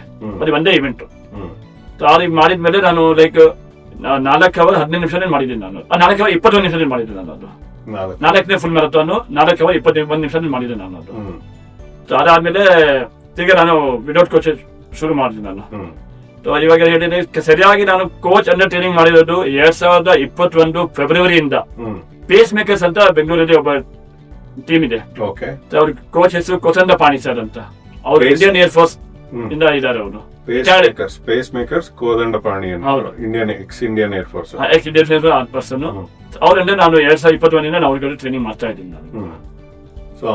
ಅವರ ಮಾರ್ಗದರ್ಶನ ಮಾಡ್ತಾ ಇದ್ದೀನಿ. ಓಟ ಇವಾಗ ನಿಮ್ಮ ದಿನಚರಿ ಭಾಗ ಆಗೋಯ್ತು. ಆಮೇಲಿಂದ ಬರ್ತಾ ಚೆನ್ನೈ ಶುರು ಆಯ್ತು, 10K ಇಂದ ಸ್ಟಾರ್ಟ್ ಆಯ್ತು. ಅದಾದ್ಮೇಲೆ ನಿಮ್ ಜೀವನದಲ್ಲಿ ಬದಲಾವಣೆಗಳು ಅನ್ನೋದು ಹೇಗ್ ಕಾಣಿಸಕ್ ಶುರು ಆಯ್ತು? ಏನೇನ್ ಬದಲಾವಣೆಗಳು ಕಂಡ್ಕೊಂಡ್ರಿ ನೀವು? ಅಟ್ಲೀಸ್ಟ್ ಬದಲಾವಣೆ ಅಂತ ನೋಡಿ, ಮಾನಸಿಕವಾಗ್ಲಿ ದೈಹಿಕವಾಗ್ಲಿ. ನಾನು ರನ್ನಿಂಗ್ ಬರೋ ಮುಂಚೆ ನನ್ಗೆ ಬಾಡಿನಲ್ಲಿ ಏನೋ ಈ ತರ ಲೈಕ್ ಈ ಪೇನು ಆ ಪೇನು ಸ್ವಲ್ಪ ಸುಸ್ತಾಗ್ತಾ ಇತ್ತು, ಎಲ್ಲ ಇತ್ತು. ಇವಾಗ ನಾನು ರನ್ನಿಂಗ್ ಶುರು ಮಾಡಿದ್ಮೇಲೆ ನಂದು ಫುಡ್ ಹ್ಯಾಬಿಟ್ ಚೇಂಜ್ ಆಯ್ತು, ಟೈಮಿಂಗ್ ಆಫ್ ಫುಡ್ ಚೇಂಜ್ ಆಯ್ತು. ಇವಾಗ ನನಗೆ ಹೇಳ್ತಿದ್ದಲ್ಲ, ನನ್ನ ಬಾಡಿಗೆ ನೋಡಿ ಜ್ವರ ಗಿರ ಅದೆಲ್ಲ ಮಾಮೂಲಿ ಬಂದೇ ಇರುತ್ತೆ, ಹೋಗ್ತಾ ಇರುತ್ತೆ, ಆಕ್ಸಿಡೆಂಟ್ ಆಗೋದು ಬಿಡಿ. ಬಟ್ ರನ್ನಿಂಗ್ ಕಡೆಯಿಂದ ನನಗೆ ಇದು ಪ್ರಾಬ್ಲಮ್ ಆಗಿರೋದು ಇನ್ನು ಯಾವ್ದು ಆಗಿಲ್ಲ ಇವತ್ತು ತನಕ. ನನಗೆ ಇದೆಲ್ಲ ನನ್ನ ಬಾಡಿ ಟು ಲೈಟ್ ಫೀಲ್ ಮಾಡ್ತೀನಿ ನಾನು. ಒಂದು ಎನರ್ಜಿ ಇರುತ್ತೆ ನನಗೆ. ಬೆಳಗ್ಗೆ ನಾನು ಓಡಿಲ್ಲ ಅಂದ್ರೆ ಎನರ್ಜಿ ಇರಲಿಲ್ಲ, ಹಂಗಾಗ್ಬಿಟ್ಟಿದೆ ಇವಾಗ. ಓಡ್ತೀನಿ ಇಲ್ಲ ಅಂದ್ರೆ ವರ್ಕೌಟ್ ಮಾಡ್ತೀನಿ. ವಾರಕ್ಕೆ 6 ಸರಿ ಆಗುತ್ತೆ ನಂದು. ಸೋಮವಾರ ಬುಧವಾರ ಶುಕ್ರವಾರ ಸ್ಟ್ರೆಂತ್ ವರ್ಕೌಟ್ ನಮ್ ಕೋಚ್ ಮಾಡ್ತಾರೆ. ಸೋಮವಾರ ಬುಧವಾರ ಶುಕ್ರವಾರ ಬೆಳಿಗ್ಗೆ 5:30 7 ಗಂಟೆ ನಮ್ ಕೋಚ್ ನಮ್ಮ ಜೂಮ್ ಲೈವ್ ಸೆಷನ್ ಬರ್ತಾರೆ. ಅದ್ ನಾವು ನೋಡ್ಬಿಟ್ಟು ನಾವು ಫಾಲೋ ಮಾಡ್ತೀವಿ. ಸ್ಟ್ರೆಂತ್ ವರ್ಕೌಟ್ ಮಂಗಳವಾರ ಗುರುವಾರ ಶನಿವಾರ ನಮ್ಮ ರನ್ನಿಂಗ್ ವರ್ಕೌಟ್ ಇರುತ್ತೆ, ರನ್ನಿಂಗ್ ಮಾಡ್ತೀವಿ ನಾವು. ಸೊ ಈ ರನ್ನರ್ ಅಥವಾ ರನ್ನಿಂಗ್ ಜರ್ನಿನಲ್ಲಿ ಸ್ಟ್ರೆಂತ್ ವರ್ಕೌಟ್ ಅನ್ನೋದು ತುಂಬಾ ಅವಿಭಾಜ್ಯ ಅಂಗ. ನಾನು ಹೇಳ್ತಾರೆ, ನಾನು 2021 ಸೇರೋ ಮುಂಚೆ ಅಷ್ಟೊಂದು ಸ್ಟ್ರೆಂತ್ ವರ್ಕೌಟ್ ನಾನು ಫೋಕಸ್ ಮಾಡ್ತಾ ಇರ್ಲಿಲ್ಲ ಅವಾಗ. ಇವಾಗ ನಾನು 2021 ಫೋಕಸ್ ಮಾಡಿದ್ಮೇಲೆ ನನ್ನ ಬಾಡಿಯಲ್ಲಿ ಇಂಪ್ರೂವ್ಮೆಂಟ್ ಏನಾಗಿದೆ ಅಂತ ನನಗೂ ಗೊತ್ತಿದೆ, ನಮ್ಮ ಫ್ರೆಂಡ್ಸ್ಗೂ ಗೊತ್ತಾಗಿದೆ. ಇವಾಗ ಸ್ಟ್ರೆಂತ್ ವರ್ಕೌಟ್ ಅಂತ ಹೇಳಿದ್ರೆ ಅಫ್ಕೋರ್ಸ್ ಸ್ಟ್ರೆಂತ್ ಗೋಸ್ಕರ ನೀವು ಎಲ್ಲ ವೆಯ್ಟ್ಸ್ ಇದ್ ಮಾಡೋದು ಇವೆಲ್ಲ ಇರುತ್ತೆ. ಇದ್ರ ಜೊತೆ ತಗೊಳ್ಳೋ ಆಹಾರದ ಮೇಲೂ ಗಮನ ಇರ್ಲೇಬೇಕಾ? ಯಾವ ತರ ಆಹಾರ ತಗೊಳ್ಳೋದು? ಆಹಾರ ನೋಡಿ, ಆಹಾರ ತುಂಬಾ ಇದೆ. ಬಟ್ ನಾನು ಸಿಂಪಲ್, ನಾನು ವೆಜಿಟೇರಿಯನ್. ಹೌದು, ವೆಜಿಟೇರಿಯನ್ ಅಂದ ತಕ್ಷಣ ಪ್ರಶ್ನೆ ಮತ್ತೆ ಬರುತ್ತೆ, ಎಲ್ಲರೂ ಪ್ರೋಟೀನ್ ನಮ್ಗೆ ಎಲ್ಲ ವೆಜಿಟೇರಿಯನ್ ಸ್ವಲ್ಪ ಪ್ರಾಬ್ಲಮ್ ಇದ್ದೇ ಇರುತ್ತೆ. ಅದು ಅಂದ್ರೆ ಸುಳ್ಳು ಅಂತ ಹೇಳಲ್ಲ ನಾನು, ನಿಜವಾದ ಮಾತು. ಬಟ್ ನಾವು ಟ್ರೈ ಮಾಡ್ತೀವಿ. ನಾವು ಯಾರು ಲೈಕ್ ದಾಲ್ ಇಡ್ಲಿ, ಸ್ಪ್ರೌಟ್ಸ್ ಇಡ್ಲಿ, ಇದು ಪನೀರ್ ಇಡ್ಲಿ, ನಾವು ಥೋड़ा ಜಾಸ್ತಿ ಫ್ರೈ ಮಾಡ್ತೀನಿ. ಬಟ್ ನಾನು ಇವಾಗ ಏನಂದ್ರೆ ಫಾಸ್ಟನ್ ಅಪ್ ಒಂದು ಪ್ಲಾಂಟ್ ಪ್ರೋಟೀನ್ ಬರುತ್ತೆ, ಅದು ಒಂದು ನಾನು 2000 plant protein fashion of the product 2015 ಶುರು ಮಾಡಿದ್ದೀನಿ. ಓಕೆ. ಮತ್ತೆ ಪ್ಲಾಂಟ್ ಪ್ರೋಟೀನ್ ನಾನು 2021 ನಾನು ಶುರು ಮಾಡಿದ್ದೀನಿ. Fast and up plant protein. Okay. ಅದು ನಾನು ಶುರು ಮಾಡಿದ್ದೀನಿ. ಅದನ್ನ ಎಷ್ಟು ತಗೋಬೇಕು? ಅಂದ್ರೆ ಒಂದ್ ಸ್ಕೂಪ್ ನಾವು ಏನೋ ಜ್ಯೂಸ್ ಮಾಡುವಾಗ ಅಥವಾ ನಾವು ಏನು ಏನಿದೆ ಬಾಳೆಹಣ್ಣು ಜೊತೆಗೆ ನಾವು ಜ್ಯೂಸ್ ಮಾಡ್ತೀವಿ, ಅದು ಆಪಲ್ ಜ್ಯೂಸ್ ಮಾಡ್ತೀವಿ, ಅದರಲ್ಲಿ ನಾವು ತಗೊಂಡ್ಬೋದು. ಓಕೆ. ಸೊ ಇದು ಆಹಾರ ಮತ್ತೆ ಫಿಟ್ನೆಸ್. ಮತ್ತೆ ಮಾಮೂಲಿ ಆಹಾರ ನನಗೆ ಅದೇ ಸರ್. ಬೆಳಿಗ್ಗೆ ನಾಷ್ಟದಲ್ಲಿ ಇಲ್ಲಿ ಉಪ್ಮಾ ಇಲ್ಲಿ, ಪೊಂಗಲ್ ಇಲ್ಲಿ ಅಥವಾ ರೋಟಿ ಇಲ್ಲಿ, ಏನಿಲ್ಲಿ ಆ ಟೈಪ್ ಮಾಡಿ ರೆಗ್ಯುಲರ್ ಮಾಮೂಲಿ ಊಟ. ಮಧ್ಯಾಹ್ನ ತಿರ್ಗಾ ರೋಟಿ ಪಲ್ಯ ಸಲಾಡು ಎಲ್ಲ ಇರುತ್ತೆ. ರಾತ್ರಿ ಊಟ ನಾನು ಬರೀ ಸ್ವಲ್ಪ ಮಾಡ್ತೀನಿ, ಜಾಸ್ತಿ ಮಾಡಲ್ಲ. ರಾತ್ರಿ ಕಮ್ಮಿ, ಅದು ತುಂಬಾ ಕಮ್ಮಿ ಮಾಡ್ತೀನಿ. ರೋಟಿ ಇಲ್ಲಿ ಎಲ್ಲಾದ್ರೂ ದಾಲ್ ಚಾವಲ್ ಅಂತ ಆಗ್ತದೆ ಅಷ್ಟೇ, ಅನ್ನ ಸಾಂಬಾರು. ಅದ್ ಬಿಟ್ರೆ ನೀವ್ ಆಗ್ಲೇ ಹೇಳ್ದಂಗೆ ಅದೇ ನೀವು ಮೊದ್ಲೇ ವ್ಯವಹಾರ ಬಿಸ್ನೆಸ್ ಮ್ಯಾನ್ ಆಗಿರೋದ್ರಿಂದ ನಿಮ್ಮ ಒಂದು ದಿನ ಅಥವಾ ದಿನಚರಿ ಹೇಗಿರುತ್ತೆ? ಯೂಶಲಿ ಬೆಳಿಗ್ಗೆ 7 ಹಿಡಿದು ರಾತ್ರಿ ಮಲಗೋದ್ರವರೆಗೂ. ಈಗ ಮುಂಚೆ 8:30 ಹೇಳ್ತಾ ಇದ್ದದಂತ ಒಂದು ಲೇಜಿ ಅಥವಾ ಸೋಂಬೇರಿತನಕ್ಕೆ ಒಗ್ಗು ಹೋಗಿದ್ದ ದಿಲೀಪ್. ತಮಾಷೆ ಹೇಳ್ತೀನಿ, ಮೊದಲ 8:30 ಎದ್ದೇಳ್ತಾ ಇದ್ದೆ. ಅದು ಮನೇಲಿ ಅಮ್ಮ ಅಂತ ಬೈತಾ ಇದ್ರು, ಏನ್ರಿ ನೋಡಿ ಬಂದ್ಬಿಟ್ಟಿದೆ ಇಲ್ಲೂ ಮಲಗಿದ್ದೀರಾ. ಇವಾಗಲೂ ಬೈತಾರೆ, ಯಾಕೆ 4:30 ಆಯ್ತು ಎದ್ದು ಬರ್ತೀರಿ, ಎಲ್ಲ ಡಿಸ್ಟರ್ಬ್ ಆಗುತ್ತೆ ಅಂತ. 4:00ಗೆ ಶಿಫ್ಟ್ ಆಗ್ಬಿಟ್ಟಿದೆ. ಓಕೆ. ಬೈಸ್ಕೊಳ್ಳೋದು ಕಷ್ಟ ಪಕ್ಕ ಒಳ್ಳೆ. ಸೋಮವಾರ, ಬುಧವಾರ, ಶುಕ್ರವಾರ ನಮ್ಮ ಸ್ಟ್ರೆಂತ್ ವರ್ಗ 5:30 ಶುರು ಆಗುತ್ತೆ. 5:30. ಸೊ ನಾ 5 ಗಂಟೆ 5 ಕಾಲ ಒಳಗಡೆ ಎದ್ದೋಗ್ಬಿಡ್ತೀನಿ. ಫ್ರೆಶ್ ಅಪ್ ಆಗಿ ರೆಡಿ ಆಗಿ 5:30 ನಾನು ಕಂಪ್ಯೂಟರ್ ಮುಂದೆ ಸಿಸ್ಟಮ್ ಲಾಗಿನ್ ಆಗಿ ಇರ್ಬಿಡ್ತೀನಿ. ಮತ್ತೆ ರನ್ನಿಂಗ್ ಇರೋದು ಮಂಗಳವಾರ, ಗುರುವಾರ, ಶನಿವಾರ. ನಾನು 5:30 ನಾನು ಇರ್ಬೇಕು. ಕಮನ್ ಪಾರ್ಕ್, ಲಾಲ್ಬಾಗ್ ಆ ಇರುತ್ತೆ. ಅವಾಗ ನಾನು 4:00 ಎದ್ದೋಗ್ತೀನಿ. ನಾನು ಪೇಸ್ ಮೇಕರ್ 4:00 ಎದ್ದೋಗ್ತೀನಿ. ನಾನು ಫ್ರೆಶ್ ಅಪ್ ಆಗಿ ರೆಡಿ ಆಗಿ ಹೋಗ್ತಿದ್ರೆ ಕರೆಕ್ಟ್ ಟೈಮ್ ಹೋಗ್ಬಿಡ್ತೀನಿ ನಾನು. ಆಮೇಲೆ ರನ್ನಿಂಗ್ ಅಲ್ವೇ ನಾವು ಶುರು ಮಾಡ್ಬಿಟ್ಟು ರನ್ನಿಂಗ್ ಮಾಡಿ ನಾವು 8-8:30 ತನಕ ಲಾಸ್ಟ್ ಮನೆಗೆ ಬಂದ್ಬಿಟ್ಟು ನಾಷ್ಟ ಮಾಡ್ಬಿಟ್ಟು ಪೂಜೆ ಗೀಜೆ ಮಾಡ್ಬಿಟ್ಟು ಸ್ನಾನ ಗಿಡ ಏನು ಮಾಡ್ಬಿಟ್ಟು ಸೀದಾ ಅಂಗಡಿ ಹೋಗ್ತೀವಿ. 9:30 9:45 ಒಳಗೆ ನಾನು ಅಂಗಡಿ ಓಪನ್ ಆಗ್ಬಿಡುತ್ತೆ ನಮ್ದು. ನಾನು ಆಗ್ಬಿಡುತ್ತೆ. ಆಮೇಲೆ ಆ ಪ್ರಕಾರ ನಾನು ಮಧ್ಯಾಹ್ನ 1 ಗಂಟೆ 2 ಗಂಟೆ ಆ ಪ್ರಕಾರ ನಮ್ದು ಏನು ಫಿಕ್ಸ್ಡ್ ಟೈಮ್ ಇಲ್ಲ. ನಮ್ದು ಏನು ಕಾರ್ಪೊರೇಟ್ ಆಫೀಸ್ ಇಲ್ಲ.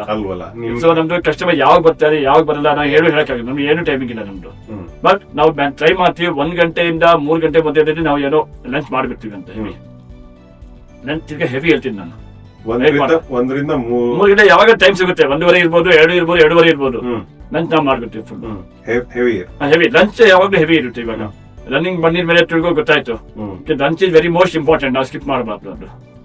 ಅಂಡ್ ಡಿನ್ನರ್ ನಾನು ಹೊಟ್ಟೆ ತುಂಬಿರ್ಲಿ 6 ರಿಂದ 7 ಗಂಟೆ ಒಳಗಡೆ ಡಿನ್ನರ್ ನಾನು ಮುಗಿಸ್ಬಿಡ್ತೀನಿ. ಇವಾಗ 6 ರಿಂದ 7 ನಾನು ಇದು ಶುರು ಮಾಡಿದ್ದು ಡಿನ್ನರ್. ನಾನು ಮೊದಲು ಡಿನ್ನರ್ ಶುರು ಮಾಡ್ತಾ ಇದ್ದೆ ಅಂಗಡಿ ಹೋಗ್ಬಿಟ್ಟು ಅಂಗಡಿ ಮನೆ ಹೋಗ್ತಿರೋ 9:00 ಅವಾಗ ಮಾಡ್ತಾ ಇದ್ದೆ.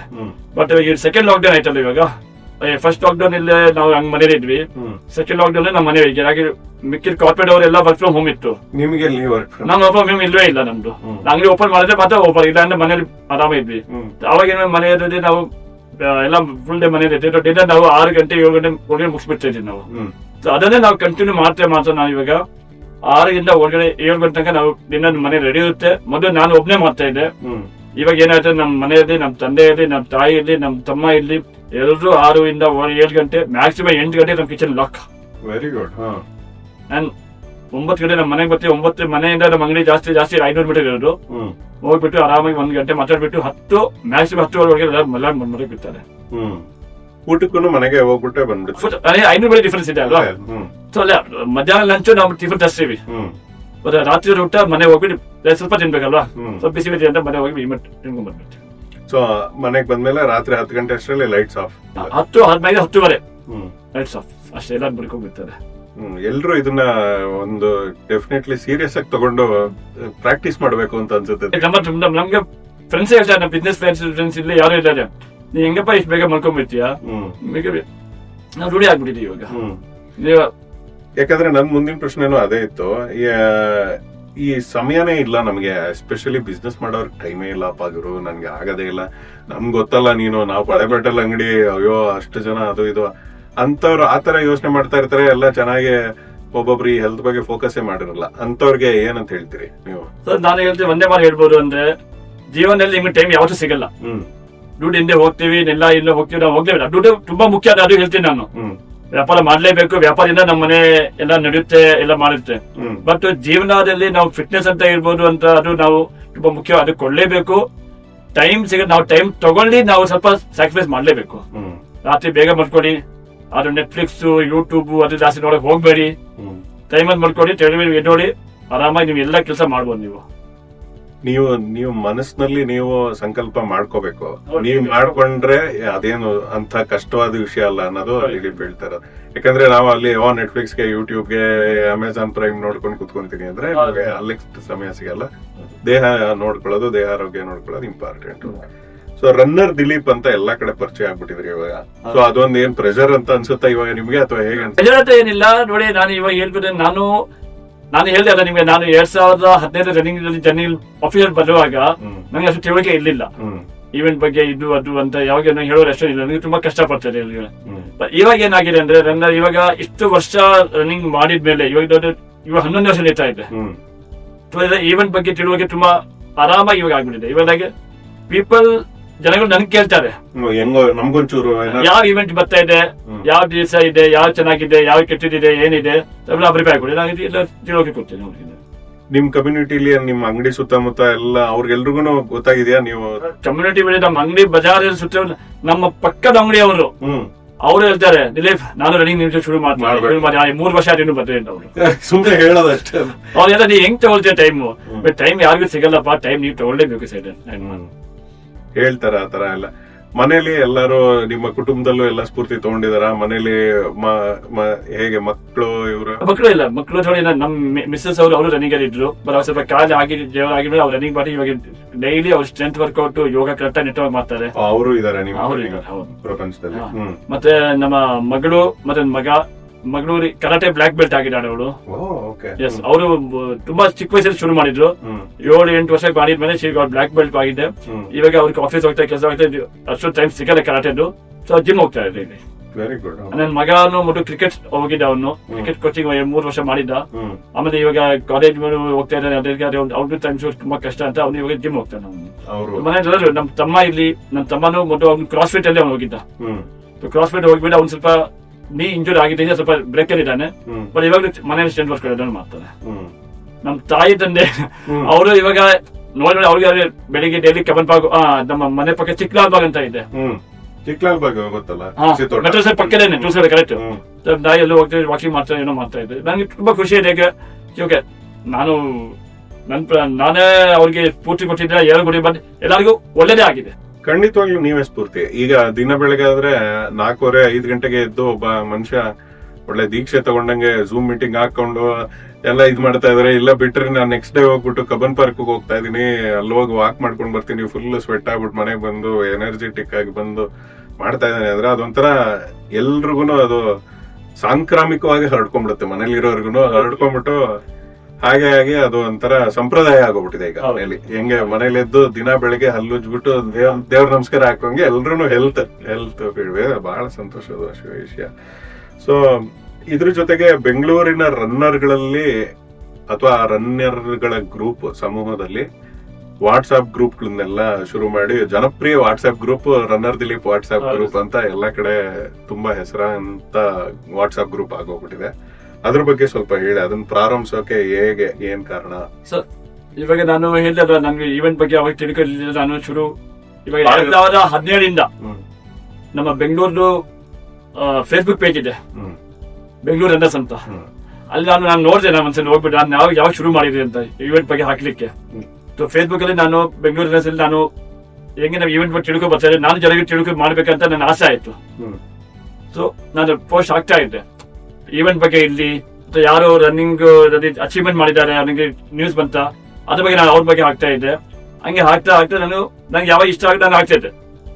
ಆಮೇಲೆ ಏನಾಯ್ತದೆ, ಇದು 2024 ಒಂದು ಈವೆಂಟ್ ಬಂದಿತ್ತು ಪ್ಲಾಂಕಥಾನ್ ಅಂತ.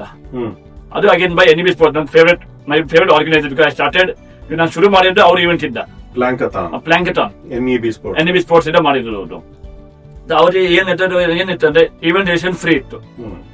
ಸೊ ಅವಾಗ ಏನ್ ಹೇಳಿದ್ರು ಅವರು, ನೀವು 10 ಸೆಕೆಂಡ್ ಪ್ಲಾಂಕ್ ವಿಡಿಯೋ ತಗೊಂಡ್ಬಿಟ್ಟು ಈ ನಂಬರ್ಗೆ ನನ್ಗೆ ಕಳಿಸಿ, ನಿಮ್ಗೆ ಕನ್ಫರ್ಮ್ ಬರೀ ನಿಮ್ಗೆ ಎಲ್ಲ ಪಾಸ್ ಸಿಗುತ್ತೆ ಅಂತ. ನಾನು ಪ್ಲಾಂಕ್ ಮಾಡಿ ವಿಡಿಯೋ ಮಾಡಿ ಅವ್ರ ನಂಬರ್ಗೆ ಕಳಿಸ್ದೆ. ಒಂದ್ ವಾರ ವೇಟ್ ಮಾಡಿದೆ, ಪಾಸ್ ಕನ್ಫರ್ಮ್ ಆದ ಮೇಲೆ ಏನ್ ರಿಪ್ಲೈ ಬಂದಿರ್ಲಿಲ್ಲ. ಇವಾಗ 2024 ನಾನು ಕನಿಷ್ಠ 9 ವರ್ಷ ಆಯ್ತು ರನ್ನಿಂಗ್ ಬಂದ್ಬಿಟ್ಟು. ಎಲ್ಲ ಆರ್ಗನೈಸ್ ಬಗ್ಗೆ ನಾನು ತಿಳುವಳಿಕೆ ಆಗ್ಬಿಟ್ಟಿತ್ತು. ನಾನು ಆರ್ಗನೈಸರ್ಗೆ ಫೋನ್ ಮಾಡಿದೆ, ನಾನು ವಿಡಿಯೋ ಕಳಿಸಿದ್ದೀನಿ, ನಂಗೆ ಏನೋ ಉತ್ತರ ಬಂದಿಲ್ಲ, ಏನಾದ್ರು ಮಾಹಿತಿ ಕೊಡಿ ಅಂತ.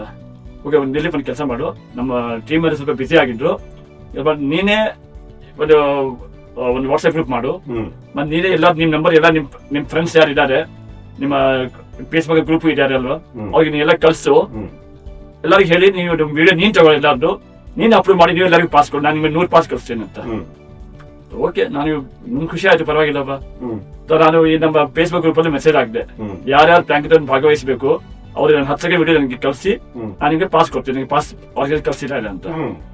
ಅವ್ರಿಗೆ ಎಲ್ಲರೂ ಖುಷಿ, ಪರವಾಗಿ ನಮ್ ಬಿಜೆಪಿ ಇದ್ದಾರೆ, ಎಲ್ಲರಿಗೂ ಬೇಗ ಅವ್ರಿಗೆ ಕೆಲಸ ಆಗ್ಬಿಡುತ್ತೆ ಅಂತ ಎಲ್ಲ ಶುರು ಮಾಡಿದ್ದು. ನಾನು ಎಲ್ಲರೂ ಪಾಸ್ ಕೊಟ್ಬಿಟ್ಟೆ. ಆಮೇಲೆ ಗ್ರೂಪ್ ಅಲ್ಲಿ ಮೆಸೇಜ್ ಹಾಕಿದ್ರಿ ಕೆಲವರು. ನಾನು ಈ ಮೆಸೇಜ್ ನಾವು ನಮ್ಮ ಫ್ರೆಂಡ್ಸ್ಗೂ ಹೇಳ್ಬೋದಾ? ಹೇಳಿ, ಪರವಾಗಿಲ್ಲ, ಹೇಳಿ, ಯಾರಿಗೆ, ನನಗೇನಿದೆ. ಆಮೇಲೆ ತುಂಬಾ ಮೆಸೇಜ್ ಬರ್ತಾ ಇತ್ತು, ಎಲ್ಲರಿಗೂ ಪಾಸ್ ಕೊಡ್ಬೇಕು. ಇವಾಗ ಟ್ಯಾಕರ್ ಏನ್ ಮಾಡೋದು, ನಾನು ಆಮೇಲೆ ಸಪ್ರೇಟ್ ಒಂದು ವಾಟ್ಸ್ಆಪ್ ಗ್ರೂಪ್ ಮಾಡಿದೆ, ಆ ಪ್ಲಾಂಕರ್ ಇವೆಂಟ್ ಹೆಸರಿಗೋಸ್ಕರ. ಯಾರ್ಯಾರು ಪಾಸ್ ತಗೊಂಡಿದ್ದಾರೆ ಎಲ್ಲ ಗ್ರೂಪ್ ಅಲ್ಲಿ ಮೆಸೇಜ್ ಹಾಕ್ತಾ ಎಲ್ಲ ಬಂದಿದ್ರು. ಆಮೇಲೆ ನಾನು ಎಲ್ಲ ಪೇಪರ್ ಅಲ್ಲಿ ಅದೆಲ್ಲ ಮೊಬೈಲ್ ಮಾರ್ಕಿಂಗ್ ಮಾಡಿದ್ದೆ, ಇವ್ರಿಗೆ ಪಾಸ್ ಕೊಟ್ಟಾಯ್ತು. ಆಮೇಲೆ ನಾನು ಏನ್ ಮಾಡಿದೆ ಅಂದ್ರೆ, ಹಾಗೆ ಬರ್ತಾ ತುಂಬಾ 50, 100, 200 ನಾನು ಹಂಗೆ ಮಾಡ್ತಾ ಇದ್ದೆ. ನೀವು ನಂಬ್ತೀರಾ ಬಿಡ್ತೀರಾ, ಟಿಲ್ ಈವೆಂಟ್ ಬರುತ್ತೆ ಅಂತ ಒಂದ್ ವಾರ ಮುಂಚೆ ನಾನು 1000 ಪಾಸ್ ಕೊಟ್ಬಿಟ್ಟಿದ್ದೀನಿ. ನಮಗೂ ಅವ್ರಿಗೆ ಆಶ್ಚರ್ಯ ಆಯ್ತು, ಏನೋ 1000 ಪಾಸ್ ಕೊಟ್ಬಿಟ್ಟಿದ್ಯಾ? ಮೇಡಮ್ ಎಷ್ಟು ಬಾರಿ ಎಲ್ಲರಿಗೂ ಪಾಸ್ ಕೊಟ್ಟಿದ್ದೀನಿ. ಮತ್ತೆ ಆ ವಾಟ್ಸ್ಆಪ್ ಗ್ರೂಪ್ ಅಲ್ಲಿ 1000 ಪಾಸ್ ಅಲ್ಲಿ 6 ಜನ ಆಡ್ ಆಗಿದ್ರು. ಯಾಕೆಲ್ಲ ಅವ್ರ ಫ್ರೆಂಡ್ಸ್ಗೂ ತಗೊಂಡೋಗಿದ್ದಾರೆ, ಫ್ರೀ ಇವೆಂಟ್ ಇತ್ತು, ತಗೊಂಡು ಹೋಗಿ. ಆಮೇಲೆ ಈವೆಂಟ್ ದಿವಸ ಬಂತು, ಈವೆಂಟ್ ದಿವಸ ಎಲ್ಲರೂ ಬಂದ್ರು, ತುಂಬಾ ಜನ ಬಂದಿದ್ರು, 1000 ಜನ ಜಾಸ್ತಿನೇ ಬಂದಿದ್ರು. ಈವೆಂಟ್ ಆಯ್ತು, ಎಲ್ಲರೂ ಖುಷಿ ಪಟ್ರು. ಗ್ರೂಪ್ ಅಲ್ಲಿ ಎಲ್ಲರೂ ಅವ್ರ ಅಭಿಪ್ರಾಯ ಏನೋ ಹೆಂಗ್ ಎಕ್ಸ್ಪೀರಿಯನ್ಸ್ ಇತ್ತು ಎಲ್ಲ ಶೇರ್ ಮಾಡಿದ್ರು, ಥ್ಯಾಂಕ್ ಯು ಅಂತ ಹೇಳ್ಬಿಟ್ಟು. ಆಮೇಲೆ ಗ್ರೂಪ್ ಅಲ್ಲಿ ಜನಗಳು ತಿರ್ಗಾ ಎಕ್ಸಿಟ್ ಮಾಡ್ತಾ ಶುರು ಆಯ್ತು. ಎಕ್ಸಿಟ್ ಮಾಡ್ತಾ ಹೋದ್ರೆ 300 ಜನ ಏನು ಉಳಿಸಿದ್ರು, 300 ಚಿಲ್ಲರೆ. ಅವಾಗ ನಾನು ಏನ್ ಮಾಡಿದೆ, ನಾನು ಮೇಲೆ ಐಡಿಯಾ ಬಂತು ನನಗೆ, 300 ಜನ ಅಥವಾ ಇದಾರೆ ಜನಗಳು ಗ್ರೂಪ್ ಅಲ್ಲಿ, ಈವೆಂಟ್ ಆಯ್ತು, ಇವಾಗ ಏನ್ ಉಪಯೋಗ ಮಾಡ್ಬೋದು ಅಂತ. ಆಮೇಲೆ ನಂಗೆ ಏನೋ ಐಡಿಯಾ ಬಂದು, ನಾನು ಈಗ ಫೇಸ್ಬುಕ್ ಅಲ್ಲಿ ಗ್ರೂಪ್ ಈವೆಂಟ್ ಬಗ್ಗೆ ಹಾಕ್ತಾ ಇದ್ದೆ, ನಾನು ಇದು ವಾಟ್ಸ್ಆಪ್ ಅಲ್ಲಿ ಹಾಕೋಣ ಅಂತ. ನಾನು ಏನ್ ಹಾಕ್ತೇನೆ ಅಂದ್ರೆ, ಯಾವ ಫ್ಯೂಚರ್ ಈವೆಂಟ್ ಬರ್ತಾ ಇದೆ, ಅವ್ರ ರಿಜಿಸ್ಟ್ರೇಷನ್ ಲಿಂಕ್, ಅವ್ರದ್ದು ಡಿಸ್ಕೌಂಟ್ ಕೋಡ್, ಅವ್ರದ್ದು ಏನಾದ್ರು like last day of registration ಇರ್ಲಿ, ಆಮೇಲೆ ರೇಸ್ ಡೇ ಮುಂಚೆ ಫ್ಲಾಗ್ ಆಫ್ ಟೈಮ್, ಆಮೇಲೆ ರೇಸ್ ಡೇ ಆಗಿದ್ಮೇಲೆ certificate link, timing link, photograph link, ನಾನು ಏನಾದ್ರು ಅವ್ರಿಗೆ ನಾನು ಕೇಳ್ಬಿಟ್ಟು ತಗೊಂಡ್ಬಿಟ್ಟು ಅವ್ರಿಗೆಲ್ಲ ಗ್ರೂಪ್ ಅಲ್ಲಿ ಹಾಕ್ತಾ ಇದ್ದೆ. ಆಮೇಲೆ ಅವ್ರಿಗೆ ಹಾಕ್ತಾ ಜನಗಳು ಇಷ್ಟ ಆಯ್ತು. ಅದು ಇಷ್ಟ ಆದ್ಮೇಲೆ ಏನಾಯ್ತು ಅಂದ್ರೆ, ತಿರ್ಗಾ 300 ಚಿಲ್ಲರೆ ಇದ್ರಲ್ವಾ, ಅವ್ರ ಫ್ರೆಂಡ್ಸ್ ಹೇಳಿದ್ರು, ತಿರ್ಗಾ ಗ್ರೂಪ್ ಜಾಯ್ನ್ ಆಗಿರಪ್ಪ, ಒಳ್ಳೆ ಇನ್ಫಾರ್ಮೇಶನ್ ಬರ್ತಾ ಇದೆ ಅಂತ. ನಾನು ನೋಡಿದ್ರೆ ತಿರ್ಗಾ ಗ್ರೂಪ್ ಜನಗಳು ಆಡ್ ಆಗ್ತಾ ಇದ್ದಾರೆ. ನಾನೇ ಮಾಡಿ ಗ್ರೂಪ್ ಅಲ್ಲಿ ಲಾಕ್ ಮಾಡ್ಬಿಟ್ಟೆ. ಲಾಕ್ ಯಾಕೆ ಮಾಡಿದ್ದೆ ಅಂದ್ರೆ, ಸುಮ್ನೆ ಹಾಯ್ ಹೆಲೋ ಮೆಸೇಜ್ ಬರಬಾರ್ದಂತ, ಜನಗಳು ಡಿಸ್ಟರ್ಬ್ ಆಗುತ್ತೆ. ತುಂಬಾ ನಾನು ವಾಟ್ಸ್ಆಪ್ ಗ್ರೂಪ್ ನೋಡಿದ್ದೀನಿ, ಸುಮ್ನೆ ಹಾಯ್ ಎಲ್ಲ ಮಾಡಿಬಿಟ್ಟು ಜನಗಳು ಗ್ರೂಪ್ ಎಕ್ಸಿಟ್ ಆಗ್ತಾ ಇತ್ತು. ಗುಡ್ ಮಾರ್ನಿಂಗ್ ಕಳ್ಸೋದು, ಗುಡ್ ನೈಟ್. ಅದೇ ಸೊ ಇದು ಮಾಡಬಾರ್ದಂತ ಆ ಗ್ರೂಪ್ ಮಾಡಿದೆ. ಹಂಗೆ ನಂಬ್ತಿರೋ ಬಿಟ್ಟಿರ, ಜನವರಿ 2020 ಶುರು ಮಾಡಿದೆ, ಏಪ್ರಿಲ್ ಮಿಡ್ ಅಲ್ಲಿ ಆ ಗ್ರೂಪ್ ಹೌಸ್ಫುಲ್ ಆಯ್ತು. 1024 ಜನ ಗ್ರೂಪ್ ಅಲ್ಲಿ ಸೇರ್ಬೋದು ನಾವು. ಗ್ರೂಪ್ ಹೌಸ್ಫುಲ್, ಒಂದು ವಾಟ್ಸ್ಆಪ್ ಗ್ರೂಪ್ ಅಲ್ಲಿ 1024 ಜನ ಸೇರ್ಬೋದು, ಹೌಸ್ಫುಲ್ ಆಯ್ತು. ಆಮೇಲೆ ನಾನೇನ್ ಮಾಡಿದೆ, ಇವಾಗ ಜನಕ್ಕೆ ತಿರ್ಗಾ ಬೇಕಾದ ನಮ್ಗೆ ನಮ್ಗೆ ಆಡ್ ಮಾಡಿ ಏನ್ ಮಾಡಿದೆ, ಇನ್ನೊಂದು ಗ್ರೂಪ್ ಮಾಡಿದೆ, ಬೆಂಗಳೂರು 2 ಅಂತ ಗ್ರೂಪ್ 2. ಗ್ರೂಪ್ 2 ಮಾಡಿದೆ. ತಿರ್ಗಾ ಲಿಂಕ್ ನ ಎಲ್ಲರಿಗೂ ಕಳಿಸ್ತಾ ಇದ್ದೆ. ಅದು ಸೇರಿ ಅದು ನನ್ನ ಪ್ರಕಾರ ಅದೇ ವರ್ಷ ಎಂಡಿಂಗ್ ತನಕ ಗ್ರೂಪ್ 2 ನ ಹೌಸ್ಫುಲ್ ಆಯ್ತು. ತಿರ್ಗಾ ನಾನು ಗ್ರೂಪ್ 3 ಮಾಡಿದೆ. ಅದು ಅಲ್ಲಿ ಶುರು ಮಾತ್ರ ಇವತ್ತು ತನಕ ಆ ಗ್ರೂಪ್ ಅಲ್ಲಿ 7 ಜನ ಇದ್ದಾರೆ. ನಾನು ಏನ್ ಮಾಡಿದೆ ಅಂದ್ರೆ, ಡಮ್ಮಿ ರನ್ನರ್ಸ್ ನಾನು ಆಗಿಲ್ಲ. ಡಮ್ಮಿ ಗ್ರೂಪ್ 1 ಅಲ್ಲಿ ಯಾರಿದ್ದಾರೆ ಆಗಿಲ್ಲ, ಎಲ್ಲರೂ ರನ್ನರ್ಸ್ ಮಾಡಿ ಸೀರಿಯಸ್ ಇರ್ಲಿ, ಲೋ ಮಾಡ್ಲಿ ಫಾಸ್ಟ್ ಅಲ್ಲಿ ಅವ್ರು ಯಾರು ಹೇಳಲ್ಲ. ನಾನು ಯಾರು ಗ್ರೂಪ್ 1 ಅಲ್ಲಿ ಜನ ಇದ್ದಾರೆ, ನೀವೇ ನೀವು ಗ್ರೂಪ್ ಅಲ್ಲಿ 1 ಅಲ್ಲಿ ಆಗಿದ್ದೀರಾ, ನಿಮಗೆ ಗ್ರೂಪ್ 2 ಅಲ್ಲಿ ಆಗ್ಬೇಕು, ನಾನು ಮಾಡಲ್ಲ. ಏನು ಕಲೆ ರಿಡಂಡೆಂಟ್ ಮೆಸೇಜ್ ಚಲೋ ಇರ್ತಾರೆ ನನಗೆ ಗ್ರೂಪ್ 2 3 ನಲ್ಲಿ. ಆಮೇಲೆ ಜನ ಮೆಸೇಜ್ ಹೇಳಿದೆ, ಯಾರು ಕೇಳಿರ್ತಾರೆ, ನೀವು ಗ್ರೂಪ್ 1 ಅಲ್ಲಿ ಇರ್ಲಿ, 2 ನಲ್ಲಿ ಇರ್ಲಿ, 3 ನಲ್ಲಿ ಇರ್ಲಿ, ಸೇಮ್ ಮೆಸೇಜ್. ನಾನು ಒಂದೇ ಮೆಸೇಜ್ ನ 3 ಗ್ರೂಪ್ ಅಲ್ಲಿ ಒಂದೇ ಟೈಮ್ ಹಾಕ್ತೀನಿ. ನೀವು ಇದ್ರಲ್ಲಾಗಿ ಏನು ನಿಮ್ಗೆ ಡಿಫ್ರೆನ್ಸ್ ಆಗಲ್ಲ, ಅಂಕೆಯಿಂದ ಪರವಾಗಿಲ್ಲ. ಸೊ ಇವಾಗ 2 ಗ್ರೂಪ್ ಫುಲ್ ಆಗಿದೆ, 3 ಗ್ರೂಪ್ ಆಗಿದೆ ಅಂದ್ರೆ ಜನಗಳಿಗೆ ಇವಾಗ ನಾನು ಇಷ್ಟು ವರ್ಷದಿಂದ ವಾಟ್ಸ್ಆಪ್ ಗ್ರೂಪ್ ನೋಡಿದೀನಿ, ನಾನು ಕೇಳಿದೀನಿ. ಜನಗಳು ಬರ್ತಾರೆ, ಕೆಲವು 10 ದಿವಸ ಇಲ್ಲಿ 1 ತಿಂಗಳು 8 ತಿಂಗಳು ಐತೆ, ಬಿಟ್ಟು ಹೋಗ್ತಾರೆ. ಬಟ್ ಈ ಒಂದೇ ಗ್ರೂಪ್ ನನ್ನ ತಿಳುವಳಿಕೆಯಲ್ಲಿ ಎಷ್ಟು ಜನ ಆಡ್ ಆಗಿದ್ದಾರೆ ಅಂದ್ರೆ 1% ಜನ ಮಾತ್ರ ಔಷಧ ಹೋಗ್ತಾರೆ. ಕೆಲವು ಕ್ವಿಟ್ ಆಗ್ತಾರೆ, ಓಕೆ ಹಾಗೆ ಆಗಲ್ಲ. ಮತ್ತು 100 ಜನ ಬಂದ್ರೆ 1 ಕ್ವಿಟ್ ಆಗ್ತಾನೆ. ಸೊ ಇವಾಗ ನಾನು ಯಾವ್ದೇ ಇವೆಂಟ್ ಹೋಗ್ತೀನಿ ಅಲ್ವಾ, ಜನಗಳು ನೋಡ್ತಾರೆ, ದಿಲೀಪ್ ಸರ್ ನೀವು ತುಂಬಾ ಚೆನ್ನಾಗಿ ಮಾಡಿದ್ದೀರಾ, ನಮ್ಗೆ ಈ ತರ ಇವೆಂಟ್ ಇನ್ಫಾರ್ಮೇಶನ್ ನಂಗೆ ಯಾವತ್ತು ನಾವು ಎಲ್ಲಿ ಕೇಳ್ಬೇಕು ಅಂತ ಗೊತ್ತಾಗ್ತಿರ್ಲಿಲ್ಲ. ನಾನು ಇವಾಗ ಬೆಂಗಳೂರಲ್ಲಿ ಎಲ್ಲಾ ಇವೆಂಟ್ ಇರ್ಲಿ, ನಾಟ್ ಎವ್ರಿ ಇವೆಂಟ್ ಅಂತ ಹೇಳಲ್ಲ ನಾನು, ಕೆಲವೊಂದು ತುಂಬಾ ಟೈಪ್ ಆಫ್ ಇವೆಂಟ್ ಇರುತ್ತೆ, ಅದನ್ನ ಹಾಕಲ್ಲ. ಒಳ್ಳೆ ಇವೆಂಟ್ ಏನಿರ್ಲಿ, ಬೆಂಗಳೂರು ಸುತ್ತಮುತ್ತ ಬೇರೆ ಸಿಟಿನಲ್ಲಿ ಇರ್ಲಿ, ಹೈದರಾಬಾದ್ ಇರ್ಲಿ, ಹುಬ್ಳಿ ಇರ್ಲಿ, ಮಂಗಳೂರು ಇರ್ಲಿ, ಎಲ್ಲ ಇವೆಂಟ್ ನಾನು ಹಾಕ್ತಾ ಇರ್ತೀನಿ. ಅಂಡ್ ಇವಾಗ ತುಂಬಾ ಆರ್ಗನೈಸರ್ಗೂ ಗೊತ್ತಾಗ್ಬಿಟ್ಟಿದೆ ಈ ಗ್ರೂಪ್ ಅಲ್ಲಿ ಹಾಕ್ತಾ ಇದ್ದಾನೆ ಅಂತ. ಅವ್ರು ನನಗೆ ಈವೆಂಟ್ ಡೀಟೇಲ್ಸ್ ಮೊದಲು ನಾನು ಸ್ಟಾರ್ಟಿಂಗ್ ಅಲ್ಲಿ ನಾನು ಅವ್ರಿಗೆ ಕೇಳ್ತಾ ಇದ್ದೆ, ಡೀಟೇಲ್ಸ್ ಕೊಡಿ ಅಲ್ಲ ಸರ್ ಅಂತ. ಇವಾಗ ಏನಾಗಿದೆ ಅಂದ್ರೆ ದೇವರ ದಯೆಯಿಂದ ಅವರು ಸಪೋರ್ಟ್ ಮಾಡ್ತಾ ಇರೋದು ನನಗೆ, ದಿಲೀಪ್ ನನ್ಗೆ ಇವೆಂಟ್ ಇದು ಬರ್ತಾ ಇದೆ, you can post in your group ಅಂತ. ಇವಾಗ ನಾನು ಅಷ್ಟೊಂದು ನನಗೆ ತೊಂದರೆ ಆಗಿಲ್ಲ ಇವೆಂಟ್ ಡೀಟೇಲ್ಸ್ ಸಿಗಲಿಕ್ಕೆ. ಜನಗೆ ಕೆಲವಡೆ ಹೊಸ ನಂಬರ್ ನನಗೆ ಫೋನ್ ಬರುತ್ತೆ, ಸರ್ ನಮ್ಗೆ ಇವೆಂಟ್ ಬರ್ತಾ ಇದೆ. ನಾನು ಇವಾಗ ಏನ್ ಮಾಡ್ತೀನಿ ಅಂದ್ರೆ, ನಾನು ಗ್ರೂಪ್ ಮೆಸೇಜ್ ಹಾಕಿದ್ರೆ 100ರಲ್ಲಿ 10 ಜನ ಆದ್ರೂ ನನಗೆ ವಿಶ್ವಾಸ ಮಾಡಿ ರೆಜಿಸ್ಟರ್ ಮಾಡ್ಬಿಡ್ತಾರೆ. ನಾನು ಎಲ್ಲರೂ ಮಾತ್ರ ನಾನು ಹೇಳಲ್ಲ, ಬಟ್ ಅದಕ್ಕೆ ಕೆಲವರು ಏನಿರುತ್ತೆ ಇವೆಂಟ್ ಲೈಕ್ ನಾನು ಮೊದಲನೇ ಮ್ಯಾಚ್ ಮಾಡಿದೆ ಅಲ್ವಾ, ಸರಿಯಾಗಿ ಆರ್ಗನೈಸ್ ಇರ್ಲಿಲ್ಲ. ಈಗ ಬೆಂಗಳೂರಲ್ಲಿ ಬರ್ತಾರೆ, ಅದು ಇದ್ದಾರೆ. ಫಸ್ಟ್ ಆರ್ಗನೈಸ್ ಕೇಳ್ತೀನಿ, ಸರ್ ಈ ಮೊದಲು ಯಾರು ಇವೆಂಟ್ ಮಾಡಿದ್ದೀರಾ, ನೀವ್ ಏನೋ ನೆನ್ಪು ಕೊಡಿ, ಎಲ್ಲಿ ಇವೆಂಟ್ ಮಾಡ್ತಾ ಇದ್ದೀರಾ, ಸ್ವಲ್ಪ ತಿಳುವಳಿಕೆ ತಗೊಳ್ತೀನಿ. ಭರವಸೆ ಬರ್ಬೇಕು, ನನಗೆ ಭರವಸೆ ಮಾಡಿದ್ಮೇಲೆ ನಾನು ಇವೆಂಟ್ ಆರ್ಗನೈಸ್ ಗ್ರೂಪ್ ಅಲ್ಲಿ ಮೆಸೇಜ್ ಹಾಕ್ತೀನಿ, ಯಾಕಂದ್ರೆ ನಿಮ್ ಕ್ರೆಡಿಬಿಲಿಟಿ ಇರುತ್ತಲ್ಲ. ಅದು ಇರುತ್ತೆ. ಮತ್ತೆ ಇವಾಗ ಏನ್ ಮಾಡಿದ್ದೀನಿ ಅಂದ್ರೆ, ಆ ಇವೆಂಟ್ ಬೆಂಗಳೂರಲ್ಲಿ ಎಷ್ಟು ಇವೆಂಟ್ ಬರುತ್ತೆ ಎಲ್ಲರೂ ಡಿಸ್ಕೌಂಟ್ ಎಲ್ಲೋ ಕೊಡ್ತಾರೆ. ಸೊ ನಾನೇನ್ ಮಾಡಿದೆ, ಒಂದು ಡಿಸ್ಕೌಂಟ್ ಕೋಡ್ ನನ್ನ ಹೆಸರು ತೋಡಿಲ್ಲ, ನಾನು ಮೆಂಬರ್ಸ್ ಡಿಸ್ಕೌಂಟ್ ಕೋಡ್ ಏನ್ ಹಾಕಿದ್ದೀನಿ ಅಂದ್ರೆ, ಈ ಬೆಂಗಳೂರಲ್ಲಿ ಏನು ಒಂದು ರನ್ನಿಂಗ್ ಗ್ರೂಪ್ ಇಲ್ಲ ಇದು. ಬೆಂಗಳೂರಲ್ಲಿ ಎಷ್ಟು ಜನ ಇದ್ದಾರೆ ರನ್ನರ್ಸ್, ಎಲ್ಲರೂ ಬೆಂಗಳೂರು ರನ್ನರ್ಸ್. ಸೊ ಅದಕ್ಕೆ ಕೋಡ್ ನಾನು ಯೂಸ್ ಮಾಡಿದ್ದೀನಿ. ಯಾವ ಡಿಸ್ಕೌಂಟ್ ಅವ್ರಿಗೆ ಕೇಳ್ತಾರೆ, ನಾನು ನಿಮ್ಗೆ ಏನ್ ಡಿಸ್ಕೌಂಟ್ ಕೊಡ್ಬೇಕು, ನಿನ್ನ ಹೆಸರು ಬೇಕಾ, ನನ್ನ ಹೆಸರು ಬೇಡ ಸರ್ ಇರ್ಬೋದು, ನನಗೆ BLR RUNNERS this is my common code which I ask. ನಾನು ಎಲ್ಲ ಆರ್ಗನೈಸರ್ ಕೇಳ್ತೀನಿ, ಇದೇ ಕೋಡ್ ಕೊಡಿ ಅಂತ. ಇದು ಕೊಟ್ರೆ ನಮ್ಮ ಅಟ್ಲೀಸ್ಟ್ ವಾಟ್ಸ್ಆಪ್ ಗ್ರೂಪ್ ಅಲ್ಲಿ ಇರೋರಿಗೆ ಎಲ್ಲ ಬೆನಿಫಿಟ್.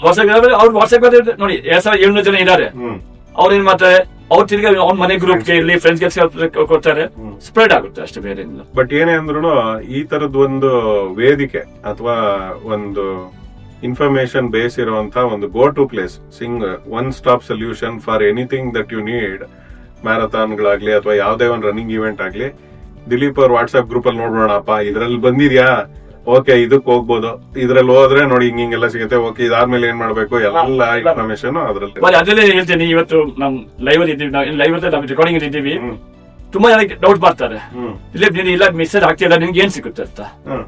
ಬಾಸ್ ನಾನು ಇವತ್ತು ನಿಮ್ಮ ಎಲ್ಲ ಮುಂದೆ ಹೇಳ್ತಾ ಇದ್ದೀನಿ, ನನ್ಗೆ ಯಾರು ಆರ್ಗನೈಸರ್ ನನ್ಗೆ ಏನು ₹1 ಕ್ಯಾಶ್ ಕೊಡಲ್ಲ, ಮನಿ ಮ್ಯಾಟರ್ ಇಲ್ವೇ ಇಲ್ಲ, ಏನಿಲ್ಲ ಇದ್ರಲ್ಲಿ. ಅದ್ರಲ್ಲಿ ಆತ್ಮತೃಪ್ತಿ ಇರುತ್ತೆ, ನಂಗೆ ಖುಷಿ ಇದೆ. ನಾನು ಮೊದಲು ನಾನು ಚೆಕ್ ಮಾಡ್ತಾ ಇದ್ದೆ ಆರ್ಗನೈಸರ್ ಇವೆಂಟ್ ಯಾರು ಬರ್ತಾರೆ, ನಾನು ಇವಾಗ ನನ್ ಫೀಲ್ ಏನಾಗುತ್ತೆ, ನನಗೆ ಖುಷಿ ಇದೆ. ನನ್ ಕಡೆಯಿಂದ ನಾನು ಏನೋ ರನ್ನಿಂಗ್ ಕಮ್ಯುನಿಟಿ ಏನೋ ಕೊಡ್ಬೋದು, ಮತ್ತೆ ಇದು ನಾನು ಏನು ನನ್ನ ಕೆಲಸ ಬಿಟ್ಟು ನಾನು ಮಾಡ್ತಾ ಇಲ್ಲ. ಏನ್ ಮೆಸೇಜ್ ಹಾಕ್ತೀನಿ, ಒಂದ್ ಮೆಸೇಜ್ ಎಷ್ಟು ಹಾಕ್ಬೇಕು, ಬೆಳಿಗ್ಗೆ morning show, matinee show, night show 3 ಸಲ ಮೆಸೇಜ್ ಹಾಕ್ತೀನಿ ನಾನು ಅಷ್ಟೇ. ಅಲ್ಲ ಅದನ್ನು ನೋಡಿ, ಅಂದ್ರೆ ಆತರ ಅದ್ರಲ್ಲಿ ಬೆನಿಫಿಟ್ ಮಾಡೋರು ಇರ್ತಾರೆ ದಿಲೀಪ್, ಯಾಕಂದ್ರೆ ಯೂಸರ್ ಡೇಟಾ ಅಥವಾ ಇದು ಅನ್ನೋದು ಇವಾಗ ಟ್ರೆಂಡಿಂಗ್ ಇದೆ. ಬಟ್ ನಾನು ನೀವು ನಂಬ್ತಾ ಬಿಟ್ಟಿರ ಒಂದು ಆರ್ಗನೈಸರ್ ನನಗೆ ಕೇಳಿದ್ದ, ಪೇಡ್ ಪ್ರಮೋಷನ್ ಮಾಡ್ತೀರಾ ಅಂತ. ಸಾರಿ ಸರ್, ನಾನು ಪೇಡ್ ಪ್ರಮೋಷನ್ ನನ್ಗಿಲ್ಲ, ಮಾಹಿತಿ ಕೊಡೋದಷ್ಟೇ, ಮಾಹಿತಿ ಕೊಡ್ತೀನಿ ನಾನು. ನನಗೆ ಪೇಡ್ ನನಗೆ ಮಾಡೋಕ್ಕೂ ಆಗಲ್ಲ, ನನಗೆ ನಾನು ಆತ್ಮ ನನಗೆ ಅನುಭವ ಕೊಡಲ್ಲ ಅದಕ್ಕೆ. ಯಾಕೆ ನಾನು ಪೇಡ್ ಮಾಡ್ಬಿಟ್ಟೆ, ನನಗೆ ಆಮೇಲೆ ಇದು ನನ್ನ ಟೆನ್ಷನ್ ಬಿಡುತ್ತೆ. ನಾನು ನಿಮ್ಗೆ ರೇಷನ್ ಕೊಡ್ಲೇಬೇಕು, ನನಗೆ ಆ ಟೆನ್ಷನ್ ಬೇಡ. ಅವ್ರು ಹೇಳ್ತಾರೆ ನಾನು ನೀವು ಕೋಡ್ ಕೊಟ್ಟೆ ರೇಷನ್, ನೀವು ಎಷ್ಟು ಕಮಿಟ್ಮೆಂಟ್ ಕೊಡ್ತೀಯಾ, ನಾನು 0 ಕಮಿಟ್ಮೆಂಟ್ ಅದೇ ಹೇಳ್ತೀನಿ. ಮೊದಲು ಒಬ್ರು ಬರಲ್ಲ, ನಾನೇ ಇವಾಗ ಹೇಳ್ತೀನಿ, ಮುಂದೆ ಫಸ್ಟ್ ಹೇಳ್ತೀನಿ, ಅವ್ರಿಗೆ ಕೇಳಿದ್ರೆ ಇದೇ ಉತ್ತರ ಕೊಡ್ತೀನಿ. ನಂದು 0 ಕಮಿಟ್ಮೆಂಟ್, ನಾನು ರಿಜಿಸ್ಟ್ರೇಷನ್ ಯಾರಿಗೂ ನಾನು ಫೋರ್ಸ್ ಮಾಡಲ್ಲ. ನಾನು ನಿಮ್ ಇವೆಂಟ್ ಬಗ್ಗೆ ನಾನು ಅವೇರ್ನೆಸ್ ತಗೊಳ್ತೀನಿ ಗ್ರೂಪ್ ಅಲ್ಲಿ, ಯಾರು ಇಷ್ಟ ಇದೆ ಮಾಡ್ಕೊಡಿ, ಇದು ಡಿಸ್ಕೌಂಟ್ ಕೊಡಿದ್ರೆ ಇದು. ಸೊ ಬೆಂಗಳೂರಿನ ರನ್ನರ್ಸ್ ಈ ವಾಟ್ಸ್ಆಪ್ ಗ್ರೂಪ್ ಇದೆಲ್ಲ ಆಯ್ತು. ಈ ಗ್ರೂಪ್ ಮೂಲಕ ಯಾರು ನಿಮ್ಗೆ ವಾಪಸ್ ಅದೇ ಆಗ್ಲೇ ಹೇಳ್ದಂಗೆ ದಿಲೀಪ್ ತುಂಬಾ ಒಳ್ಳೆ ಕೆಲಸ ಮಾಡ್ತಿದ್ರಿ ಅನ್ನೋದಿದೆ, ಬಟ್ ಇಂಡಿವಿಜುವಲ್ ಆಗಿ ನಿಮ್ ನೆನಪಲ್ಲಿ ಇರುವಂತ ಒಂದು ಸಂತೋಷದ ಕ್ಷಣ ಯಾರು ಹಂಚ್ಕೊಂಡಿದಾರ, ಇದರಿಂದ ಹೆಲ್ಪ್ ಆಯ್ತು ಆತರ? ನಾನು ಇವಾಗ ಇದು ಅಷ್ಟೊಂದು ಏನಿಲ್ಲ, ಓಕೆ ಇವಾಗ ನಾವು ಹುಬ್ಳಿ ಮ್ಯಾಚ್ ಹೋಗಿದ್ದೆ. ನಾನು ಹುಬ್ಳಿ ಮ್ಯಾಚ್ ಅಲ್ಲಿ ಒಂದು 60 ವರ್ಷ ಲೇಡೀಸ್ ಅವರು ಅಲ್ಲಿ ಬಂದಿದ್ರು. ಅವ್ರು ನನ್ಗೆ ಬಂದು ಹೇಳಿದ್ರು, ದಿಲೀಪ್ ನಿಮ್ಮ ಇವೆಂಟ್ ಗ್ರೂಪ್ ತುಂಬಾ ಸಹಾಯ ಆಗಿದೆ, ನಾನು ಮೊದಲು ಹುಡುಕ್ತಾ ಇದ್ದೆ, ಎಲ್ಲಿ ಹೋಗೋದು ಎಲ್ಲಿ ಸಿಗುತ್ತೆ ಅಂತ ಇವಾಗ ನೀವು ಹಾಕಿದ್ರೆ ನನಗೆ ಏನು ಪ್ರಾಬ್ಲಮ್ ಇಲ್ಲ ನನಗೆ, ಎಲ್ಲ ಡೀಟೇಲ್ಸ್ ಬಂದ್ಬಿಡುತ್ತೆ. ಮತ್ತೆ ಇನ್ನೊಂದು ಹೇಳ್ತೀನಿ, ಈ ಡಿಸ್ಕೌಂಟ್ ಕೋಡ್ ಬಗ್ಗೆ. ನಾನು ಒಂದು ಈವೆಂಟ್ ಲಾಂಚ್ ಅಲ್ಲಿ ಇಲ್ಲ ಪ್ರೊಮೋನಲ್ಲಿ ಹೋಗಿದ್ದೆ. ಆ ಪ್ರೊಮೋನ ಹೋಗಿದ್ಮೇಲೆ ಒಂದು ಈವೆಂಟ್ ಪೋಸ್ಟರ್ ಇತ್ತು ಅಲ್ಲಿ, ಜನಗಳು ರಿಜಿಸ್ಟರ್ ಮಾಡಕ್ ಹೋಗ್ತಾ ಇದ್ದ ಅವನು. ಬಟ್ ಅವ್ನಿಗೆ ನಾನ್ ಯಾರಾದ್ರೂ ಗೊತ್ತಿಲ್ಲ, ನನಗೆ ಅವ್ರು ಯಾರು ಗೊತ್ತಿಲ್ಲ. ನಾನು ಏನ್ ರಿಜಿಸ್ಟರ್ ಮಾಡ್ತಿದ್ದೆ ಈವೆಂಟ್ ಅಂತ, ನಿಮಗೆ ಏನೋ ಡಿಸ್ಕೌಂಟ್ ಕೋಡ್ ಇದೆಯಾ? Regular sir Bengaluru runners, BLR runners ಅದು ಎಲ್ಲ ಕಡೆ ಫೇಮಸ್ ಆಗ್ಬಿಟ್ಟಿದೆ. ನಂಗೆ ಯಾವಾಗ ತುಂಬಾ ಖುಷಿ ಆಯ್ತು. ನಮ್ದು BLR ರನ್ನರ್ಸ್ ಅದು ಕೋಡ್ ಎಲ್ಲಾ ಕಡೆ ಜನರಿಗೆ ತಿಳ್ಕೊಳ್ಳೋ ಆಗಿದೆ. ಯಾಕೆ ನಾನು ಯಾವ್ದೇ ಇವೆಂಟ್ ಇರ್ಲಿ, ಮೆಜಾರಿಟಿ ಆಫ್ ದ ಇವೆಂಟ್ ನಾನು ಇದೇ ಕೋಡ್ ತಗೊಳ್ತೀನಿ ಅಂತ ಜನಗಳಿಗೆ ಇವಾಗ ತುಂಬಾ ಜನರಿಗೆ ಭರವಸೆ ಆಗ್ಬಿಟ್ಟಿದೆ. ಈ ಇವೆಂಟ್ ಇದೆಯಾ, ಡಿಸ್ಕೌಂಟ್ ಕೂಡ ಈ ಟ್ರೈ ಮಾಡಿ BLR ರನ್ನರ್ಸ್, ಮೋಸ್ಟ್ಲಿ ಅದು ಅಕ್ಸೆಪ್ಟ್ ಆಗ್ಬಿಡುತ್ತೆ ಆ ಟೈಪ್. ಈಗ್ಲೂ ಇಕ್ಕೆ ನಮ್ಮ ಕೇಳಿಸ್ಕೊತಾ ಇರೋ ಕೇಳುಗರಿಗಾಗ್ಲಿ ಅಥವಾ ನೋಡ್ತಾ ಇರೋ ನಮ್ಮ ವೀಕ್ಷಕರಿಗೆ, ಈಗ ಈ ದಿಲೀಪ್ ರನ್ನರ್ ಗ್ರೂಪ್ ಅಥವಾ ವಾಟ್ಸ್ಆಪ್ ಗ್ರೂಪ್ಗೆ ಇದಕ್ ಜಾಯ್ನ್ ಆಗ್ಬೇಕು ಅಂದ್ರೆ ಅವರು ಈಸಿಯಾಗಿ ಇನ್ನೂ ಒಂದಷ್ಟು ಸ್ಲಾಟ್ಸ್ ಇದೆ. ಅವರು ಏನಿಲ್ಲ ವಾಟ್ಸ್ಆಪ್ 1, 2 ಆಗಿದೆ, 3 ಆಗಿದೆ, ಇನ್ನೂ ಮಾಡೋಣ. ಅದಕ್ಕೆ ಯಾವಾಗ ಖುಷಿ ಇದೆ. ನೀವು ಯಾರಿಗೆ ಬೇಡಿಕೆ ಹೇಳಿ ನಮ್ಗೆ ವಾಟ್ಸ್ಆಪ್ ಮೆಸೇಜ್ ಮಾಡಬೇಕು, ನಾನು ಅವ್ರಿಗೆ ಲಿಂಕ್ ಕಳಿಸ್ತೀನಿ, ನಾನು ಚೆಕ್ ಮಾಡ್ತೀನಿ. ಬೇರೆ ಗ್ರೂಪ್ ಇಲ್ಲ ಅಲ್ವಾ, ನಮ್ದು 1, 2, 3 ಗ್ರೂಪ್ ಅಲ್ಲಿ ಇಲ್ಲ ಅಂದ್ರೆ ನಾನು ಆಮೇಲೆ ಅಕ್ಸೆಪ್ಟ್ ಮಾಡ್ತೀನಿ. ಅದ್ರಲ್ಲಿ ಏನು ಪರ್ಮಿಷನ್ ಬಟ್ಟು ಯಾರು ಗ್ರೂಪ್ ಅಲ್ಲಿ ಬರಕ್ಕೂ ಆಗಿಲ್ಲ, ಯಾರು ಆಗಕ್ಕಾಗಲ್ಲ. ಕಂಟ್ರೋಲ್ ಮಾಡಿದ್ದೀನಿ. ಪೀಪಲ್ ಖುಷಿ ಇದ್ದಾರೆ, ಯಾರು ಫೇಕ್ ಮೆಸೇಜ್ ಬರ್ಬಾರ್ದು, ಏನ್ ಬರ್ಬಾರ್ದು ಅಂತ ಆ ಟೈಪ್.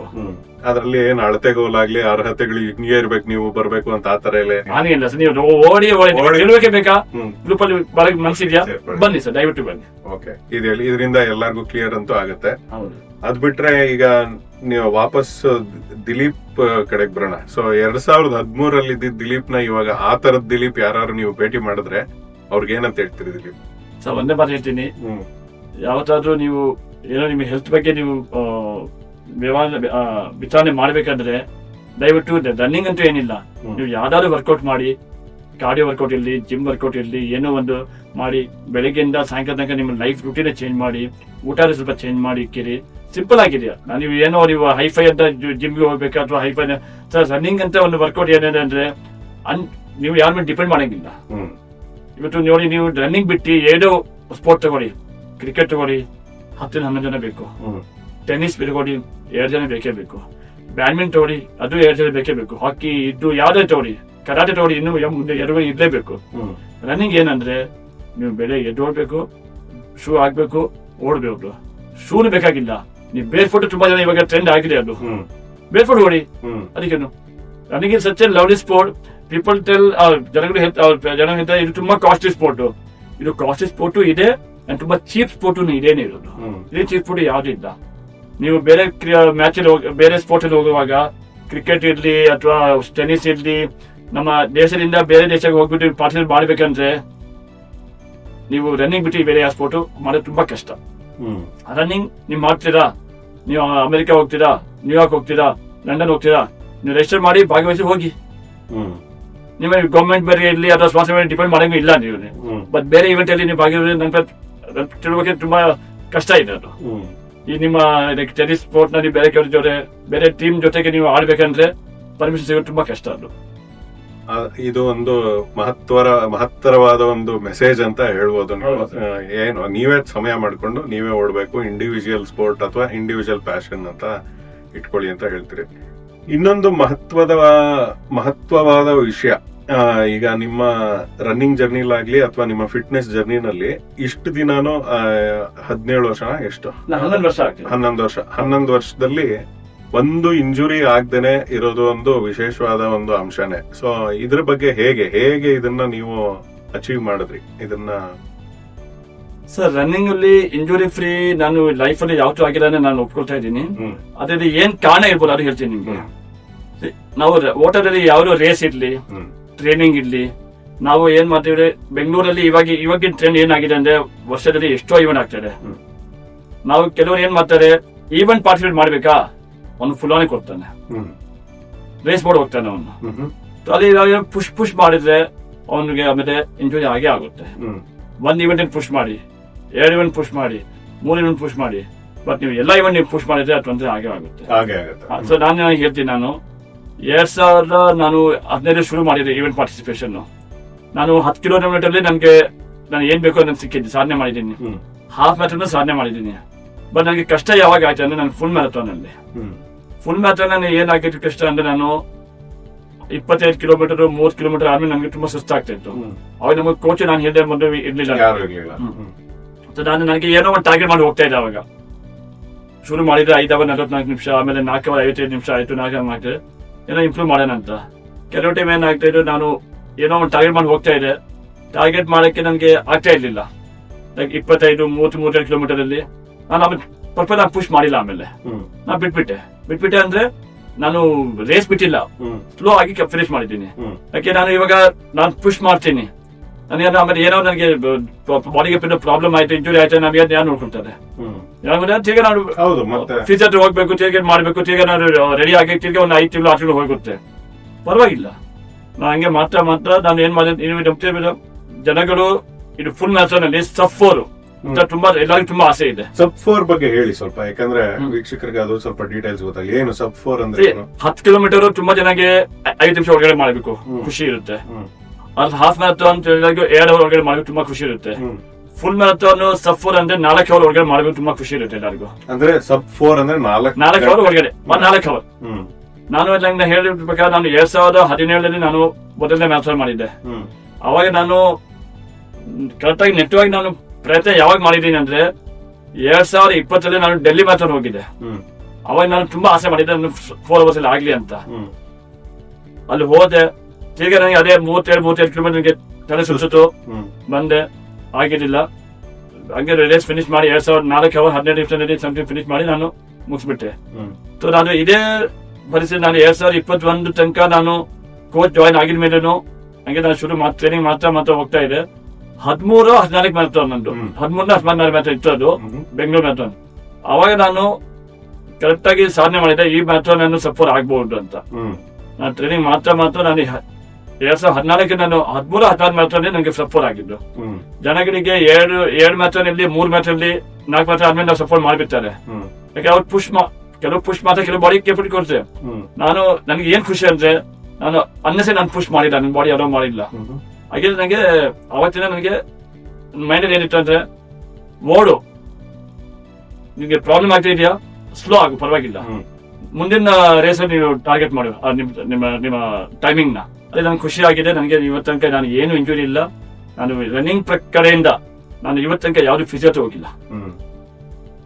ಓಕೆ, ಸೊ ಅಸ್ವಾಭಾವಿಕವಾಗಿ ಅಥವಾ ಇನ್ಆರ್ಗ್ಯಾನಿಕ್ ಆಗಿ ನೀವು ನಿಮ್ಮನ್ನೇ ನೀವೇ ಪುಷ್ ಮಾಡ್ಕೊಂಡು ಆಗದೆ ಇರೋಂತ ಇದನ್ನು ವಿಪರೀತ ಚಾಲೆಂಜ್ ಅಂತ ತಗೊಂಡು ಹೋದ್ರೆ ಇಂಜುರಿ ಆಗುತ್ತೆ. ಅದನ್ನ ಬಿಟ್ಬಿಡಿ, ಸಹಜವಾಗಿ ನೀವು ಸ್ಲೋ ಬೈ ಸ್ಟೆಪ್ ಡೆವಲಪ್ ಆಗಿ ಅದೇ ಬಂತು ಅಂತಂದ್ರೆ ನೀವು ಈ ಸಬ್4 ಈ ತರದನ್ನೆಲ್ಲ ಟಾರ್ಗೆಟ್ ಮಾಡ್ಕೊಂಡು ಮಾಡ್ಬೇಕು. ಇದು ನಿಮ್ಮ ಒಂದು ಸೀಕ್ರೆಟ್ ಸಾಸ್ ಅಥವಾ recipe for not getting injured ಅಂತ ಹೇಳ್ಬೇಕು. ಈಗ ತುಂಬಾ ಜನ ಹೇಳ್ತಾರೆ ರನ್ನಿಂಗ್ ಅಲ್ಲಿ, ನನ್ನ ಫ್ರೆಂಡ್ಸ್ ನಾನು ಕೇಳಿದೀನಿ, ಅವನಿಗೆ ಒಂದ್ ರೇಸ್ ಮಾತ್ರನೇ ಯಾವ್ದು ಇಂಜುರಿ ಆಗಿದೆ, ಯಾವ್ದು ರೇಸ್ ಹೋಗ್ತಾನೆ IT ಬ್ಯಾಂಡ್ ಇಶ್ಯೂ ಆಯ್ತು, ಹೊರಕ್ಕಾಗಿಲ್ಲ, ನನಗೆ ಇದು ಆಯ್ತು.